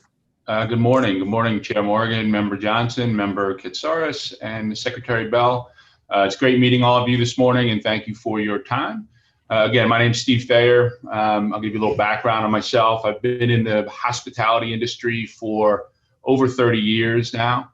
I was not born in Michigan, unfortunately, but I was born in and raised in Wilmington, Delaware, until my senior year of high school, where my parents took that opportunity to move me to Chadds Ford, Pennsylvania, where I finished out there. I did go to some undergrad work at Penn State for hotel, restaurant, and institutional management, and then started my career down in Atlantic City at the Sands Hotel and Casino, which unfortunately is now imploded and an empty lot down there, but it was a great place to start my career. Worked there for about 5 years, and then decided to try the non-gaming side of the hospitality industry. So I went with a company called Wyndham International for 10 years, moved up to Philadelphia for a little while, and then was moved out to Phoenix with them, and then opened a property in Boston with them, before ending my career with them in Chicago as a general manager of a suburb property outside of Chicago. Decided at that point it was a great time to get back into the gaming industry and thought, what better place than Las Vegas? So joined on with Caesars Entertainment, where I worked a total of about 15 years with those guys. Started at the Rio, worked there for a few years, and then moved over to Caesars Palace. Was then asked to head back to Atlantic City to help out down there. Held a few positions and at any given time, up to 4 of the properties down there that we had. I ended up down there for about 7 years, and as general manager of Bally's, and then finally general manager of Harrah's Atlantic City down there. Atlantic City is an interesting market, and thought it would be much better to come back to Las Vegas, Nevada. So received an exciting opportunity at that point to come back and work with Golden Entertainment at the iconic Strat. Some may question my timing of getting here right before COVID, but it's been great to be back and have enjoyed the transition of working at Golden and having a successful reopening after COVID closure. So that's really it about me, and certainly open to any questions you guys may have. Great, Mr. Thayer, thank you for that overview. Our investigation reflected, and in my opinion, a very clean background. Obviously, you've been in the gaming industry for quite some time. We're licensed in New Jersey, but glad to see you before us here in Nevada today, since you've worked in our state for quite some time. I know that I would like you to share a little bit. I know that obviously we're still in the process of recovery here in Nevada, but how have things been at the Strat in the last couple of months? So last couple of months have been surprisingly good in a lot of ways. It was a difficult, as you've heard from a few folks today, it was a difficult reopening time period. You really had to take a close look at your operation and your business and understand what's working, what's not working, how to keep employees safe, how to keep guests safe, and do that while keeping the general feeling of excitement and fun that people remember in Las Vegas. So I think we've done a great job in checking all the boxes from above. We've really, as you've heard before, weekends have continued to be strong here in Las Vegas and at the Strat. Midweek is still a little bit of a challenging time period for all of us to try and garner that. But we remain cash flow positive, which is really all you can ask for in these days. And has been, we continue to see some signs of growth, especially on weekends, and we expect it to continue down the direction that we're going. Excited to see some entertainment starting to come back. And, I think that for the Strat, it's really about getting people in this property and having entertainment options, and our rides and Sky Jump and all the things that Strat has to offer really has been great in driving people up this end of the Strip. Great. So do you see things picking up over the last couple of months?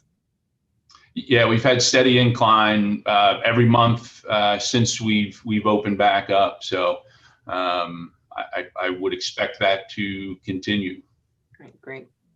Any questions for Mr. Thayer? No? All right. Even though you're not from Michigan, I'll ask a question or two from you, Mr. Thayer. Thanks for that comment. Operationally, so the player base that you're seeing here now, are you witnessing sort of what I would call sort of new visitation from people who wouldn't normally be visiting Vegas right now and gambling, that younger demographic as well? Are you experiencing that? We are, we pride ourselves on being able to know our database and know our gambler.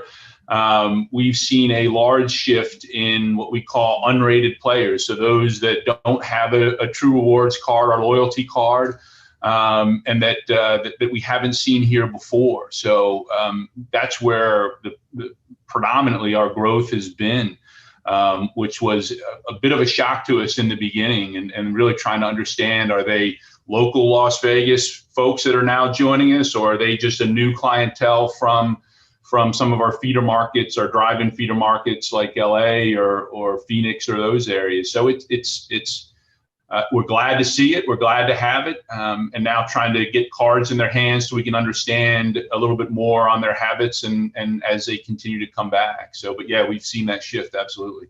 Yeah, it's good to see that, we're starting to see a younger, base of players. 'Cause I guess anecdotally, that's what we've been seeing, but it's been a lot of uncarded play is what I've heard as well. Are you able to sign up some of those uncarded players for your program? Yeah, we've been pretty aggressive on trying to do that. We've recently launched some handheld units that we have people able to go around and touch base with some of these uncarded players. And so we're able to get them in our database. I think we've been very successful at that. Okay, and that was the second part. Have you been successful with that? Because the younger sort of age group might not be as willing to sign up for the programs. Frankly, it seems as if they're more apt to want those automatic rewards, the instant rewards, as opposed to those rewards that typically would take time and revisitation and so forth. Yeah, I think that, traditionally, if you have to send them down to the True Awards, area, they're not going to do it. They're going to say yes, yes, and not go. So having somebody there right in front of them, we can print out the card right there, has led a little bit to our success that we can do that. So we still have the group that just don't want it, and that's okay. We're Sure. still happy to have them gaming with us. Sure, absolutely. So no, but thanks for that example. It's so true. You lose their attention if you make them walk across the casino floor to make an effort to sort of sign up for something. If they could do it right there, they're much more apt to do it. So, well, as Chair Morgan mentioned, I'll echo. I didn't have any issues with anything in your background. Came back very clean. Thank you for your appearance here today. Thank you. All right, if there's nothing else, Ms. Gilland? No, we would like to thank Kathy Faust, and I think Narissa Bridges finalized that out since Kathy is retiring and leaving. You've started a trend, apparently. We also would like to say thank you for all the guidance you had kind of a fun year too. So all your guidance on my behalf, certainly like David Araj says, on my behalf and Golden's behalf, and wish you the best of luck. Thank you, Ms. Gilland. I will entertain a motion for approval.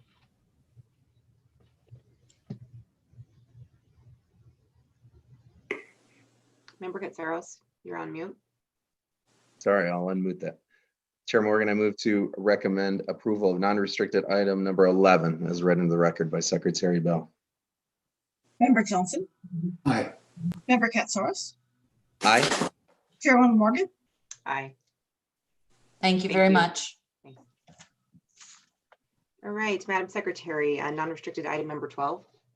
Non-restricted number 12 is the application of GNLV LLC doing business as Golden Nugget for a waiver of Nevada Gaming Commission Regulation 4.080 as noted on the agenda.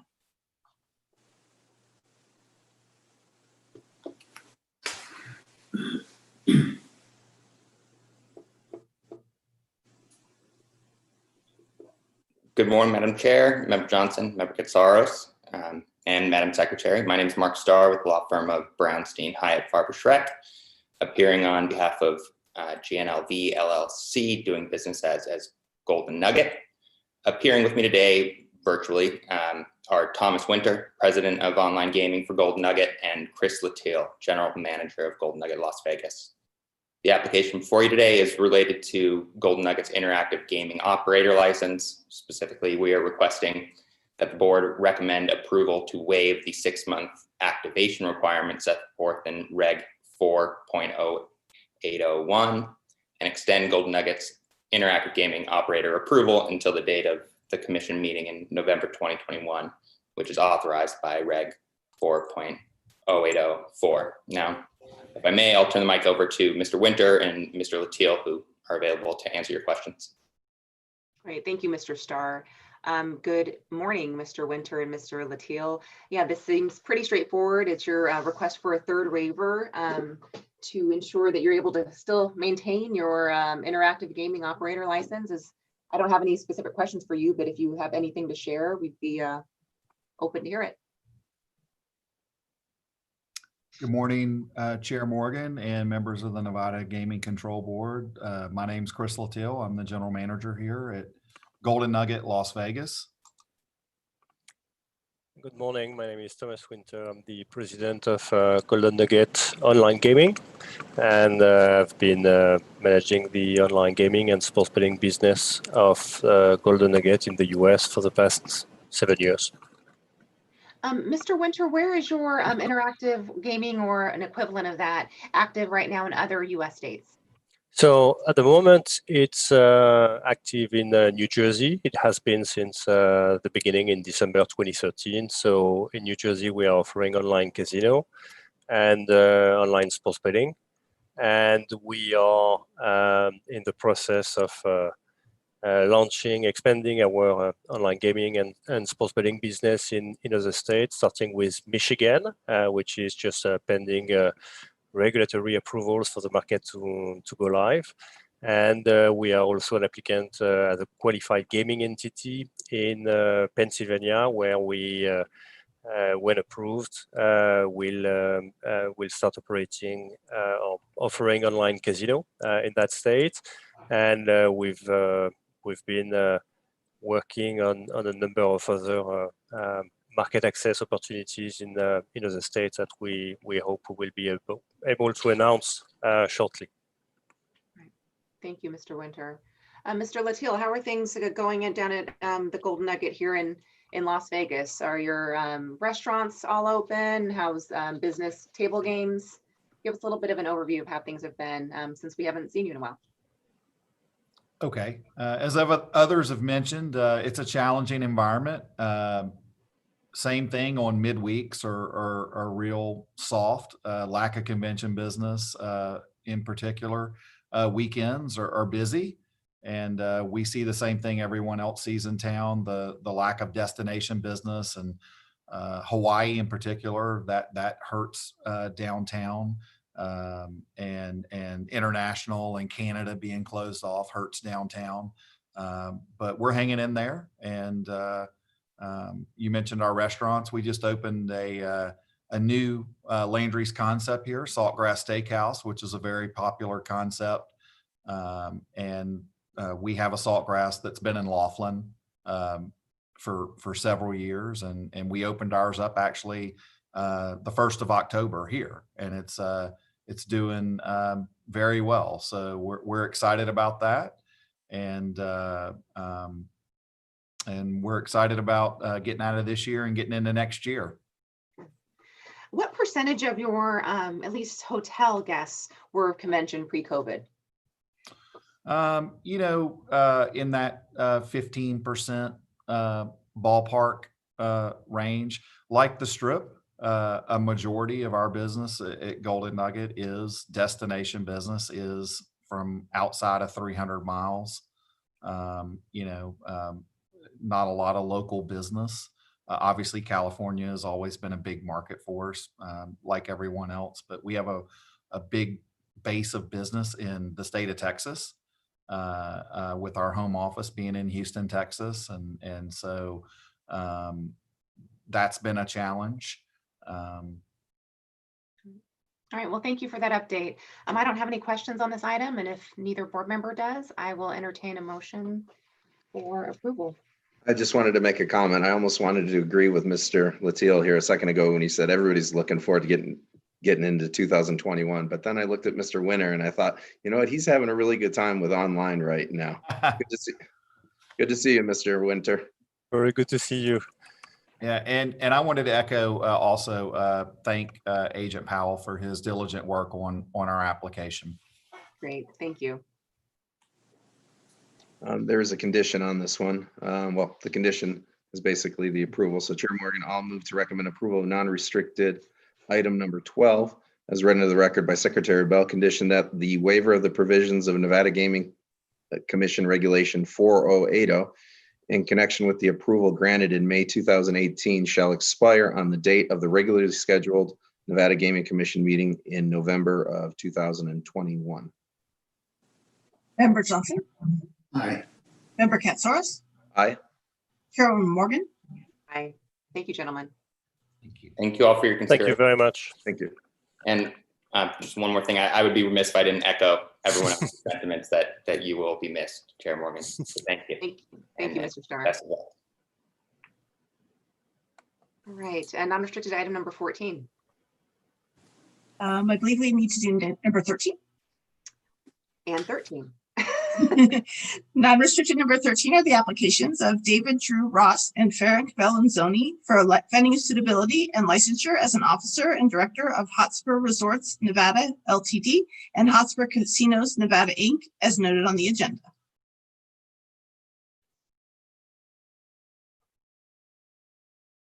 Good morning, Mr. Ross. I think we're getting in Mr. Alonso and Mr. Zoni. Good morning. There you go. Good morning. Chair Morgan, Member Johnson, Member Katsaros, and Madam Secretary. For the record, I'm Michael Alonso, and I'm here on behalf of the applicants as read into the record by Madam Secretary. With me today are Ferenc Bellenzoni and David Ross, who should be very familiar to the board members if they've been licensed multiple times over the years. I want to take a quick moment and recognize your staff, specifically Senior Agent Robertson. He's always great to work with. I've had the pleasure of working with him many times, and we always appreciate his great work and his professionalism. We thank him for the great work he did on these applications. I assume Mr. Zoni and Mr. There they are. I see, Mr. Alonso, just before you begin, I know that both of your clients are definitely well known to the board and commission. I do see Mr. Ross, but I don't see Mr. Zoni. So I don't know if he's not physically with either one of you, right? No. He is not, but he should be on.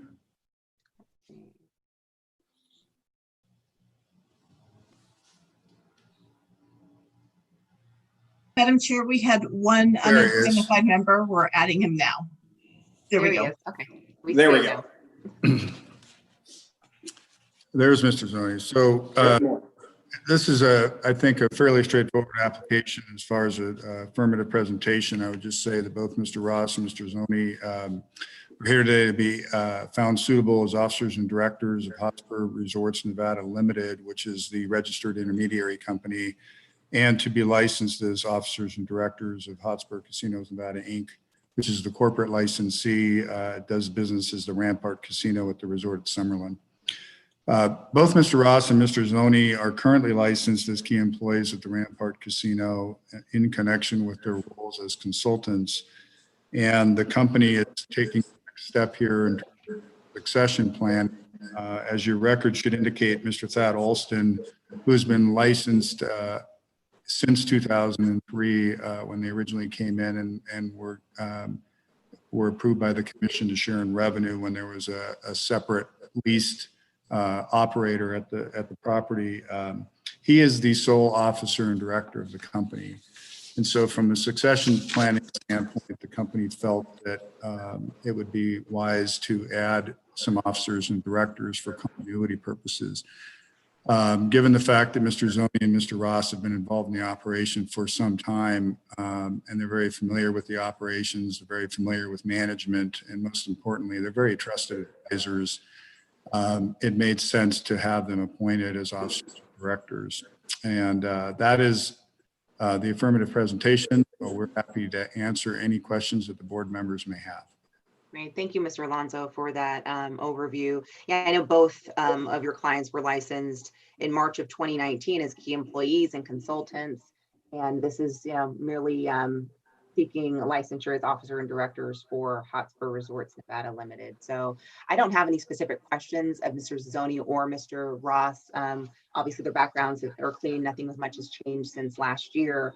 But obviously, you've heard the other applicants that came earlier on the agenda, maybe just an update about how the property is doing, any trends you're seeing, any hopefully encouraging news there. Sure. This is David Ross for the record. Good morning, Madam Chairman. Member Kurtzortis, Member Johnson. I think we, like everyone else that you've heard today and in your previous meetings, have had a challenging reopening. This is a new unprecedented area for Las Vegas. I'm born and raised here. I've never seen anything, and I know no one else has like this, hopefully never again. We did open the casino in June when the governor and the Gaming Control Board allowed us, and we did not open the hotel until July. We have seen several of our customers still shelter in place, some of the at-risk customers perhaps. But generally speaking, I'm very happy that the local business is there. It is resilient to a degree. And Mr. Ross, I think you accidentally hit your mute button. I didn't do it. oh, thanks, Ferenc. And you knew he was going to blame you. That's interesting. Of course, it's the relationship we've had. So generally speaking, we're very happy with the resort opening. The hotels continues to be better. As you know, there's an absence of group business. The air traffic is down into Las Vegas. And so the fact that we have 100,000 square feet of meeting and convention space, there is a huge void in that. But we are doing what the other operators have, focusing on the drive market. And so there's a few restaurants down. The buffet is still down. The Italian restaurant is still down. We hope to bring those on as demand dictates and hopefully as COVID lifts. So generally speaking, Ferenc, I know I probably missed a few things, so I'll turn it to Ferenc. No, I think you hit on the key parts. I think, what we're looking forward and trying to build a plan around is getting as many of our associates back on board once we got the hotel back going. As occupancy starts to come up, that will allow us to bring back and get our associates back on board. But surprisingly, I think we have all found that the local markets and the local customer base has been, I think, better than a lot of people thought it was going to be. And as long as we keep the safety protocols going and keep that making our patrons feel safe, it's working. So I think good news right now. All right, great. Thank you for that update, gentlemen. I don't have any other formal questions for either one of you. I don't think that I'm seeing some head nods now from either board member. So I will entertain a motion for approval. Chair Morgan, I move to recommend approval of non-restricted item number 13 as read into the record by Secretary Bell. Member Johnson? Aye. Member Katsaros? Aye. Chairwoman Morgan? Aye. Thank you very much. Thank you. Great. Madam Secretary, if you could, now we can read in non-restricted item number 14. Non-restricted number 14 is the application of Nugget Sparks LLC doing business as Bourbon Square for a non-restricted gaming license. Good morning. Again, for the record, Michael Alonso, Chair Morgan, Member Johnson, Member Katsaros, and Madam Secretary. I'm here on behalf of the applicants as read into the record by Madam Secretary. I'm hoping Mr. Woodhead is on. I do see him down there, but he has mute button on. Mr. Woodhead is with us, Matt Woodhead, who's one of the owners. He's also a vice president and chief legal officer for Marnell Gaming, which is the parent company of Nugget Sparks. And he's with us as well. Before I get into what I think is a very straightforward application for a one-day license, I want to apologize to the board and to the board staff for the lateness of our applications. And I also just want to thank the board and the board staff, and specifically Chief Labadie, Deputy Chief Hoffman, Supervisor Doyle, and especially Senior Agent Morgan for the great work in getting this matter on this agenda under a serious time crunch, which was a self-inflicted wound on our part. And we again apologize for that. And we just really appreciate the work and the effort to get this matter on this agenda. This matter is very simple in terms of this is the second time now Nugget Sparks LLC's applied for operation of a 16 slot machine, one-day non-restricted gaming license that is essentially there to preserve a grandfathered non-restricted license at the premises that used to be the Bourbon Square Casino across from the Nugget in Sparks, Nevada. It'll be done exactly the same as it was in 2018. That site was cleared and an arena was created there. In 2018, the Nugget used a trailer to house those machines. That'll be the same thing that happens. There will not be any material difference between how that operation was done in 2018 and presently.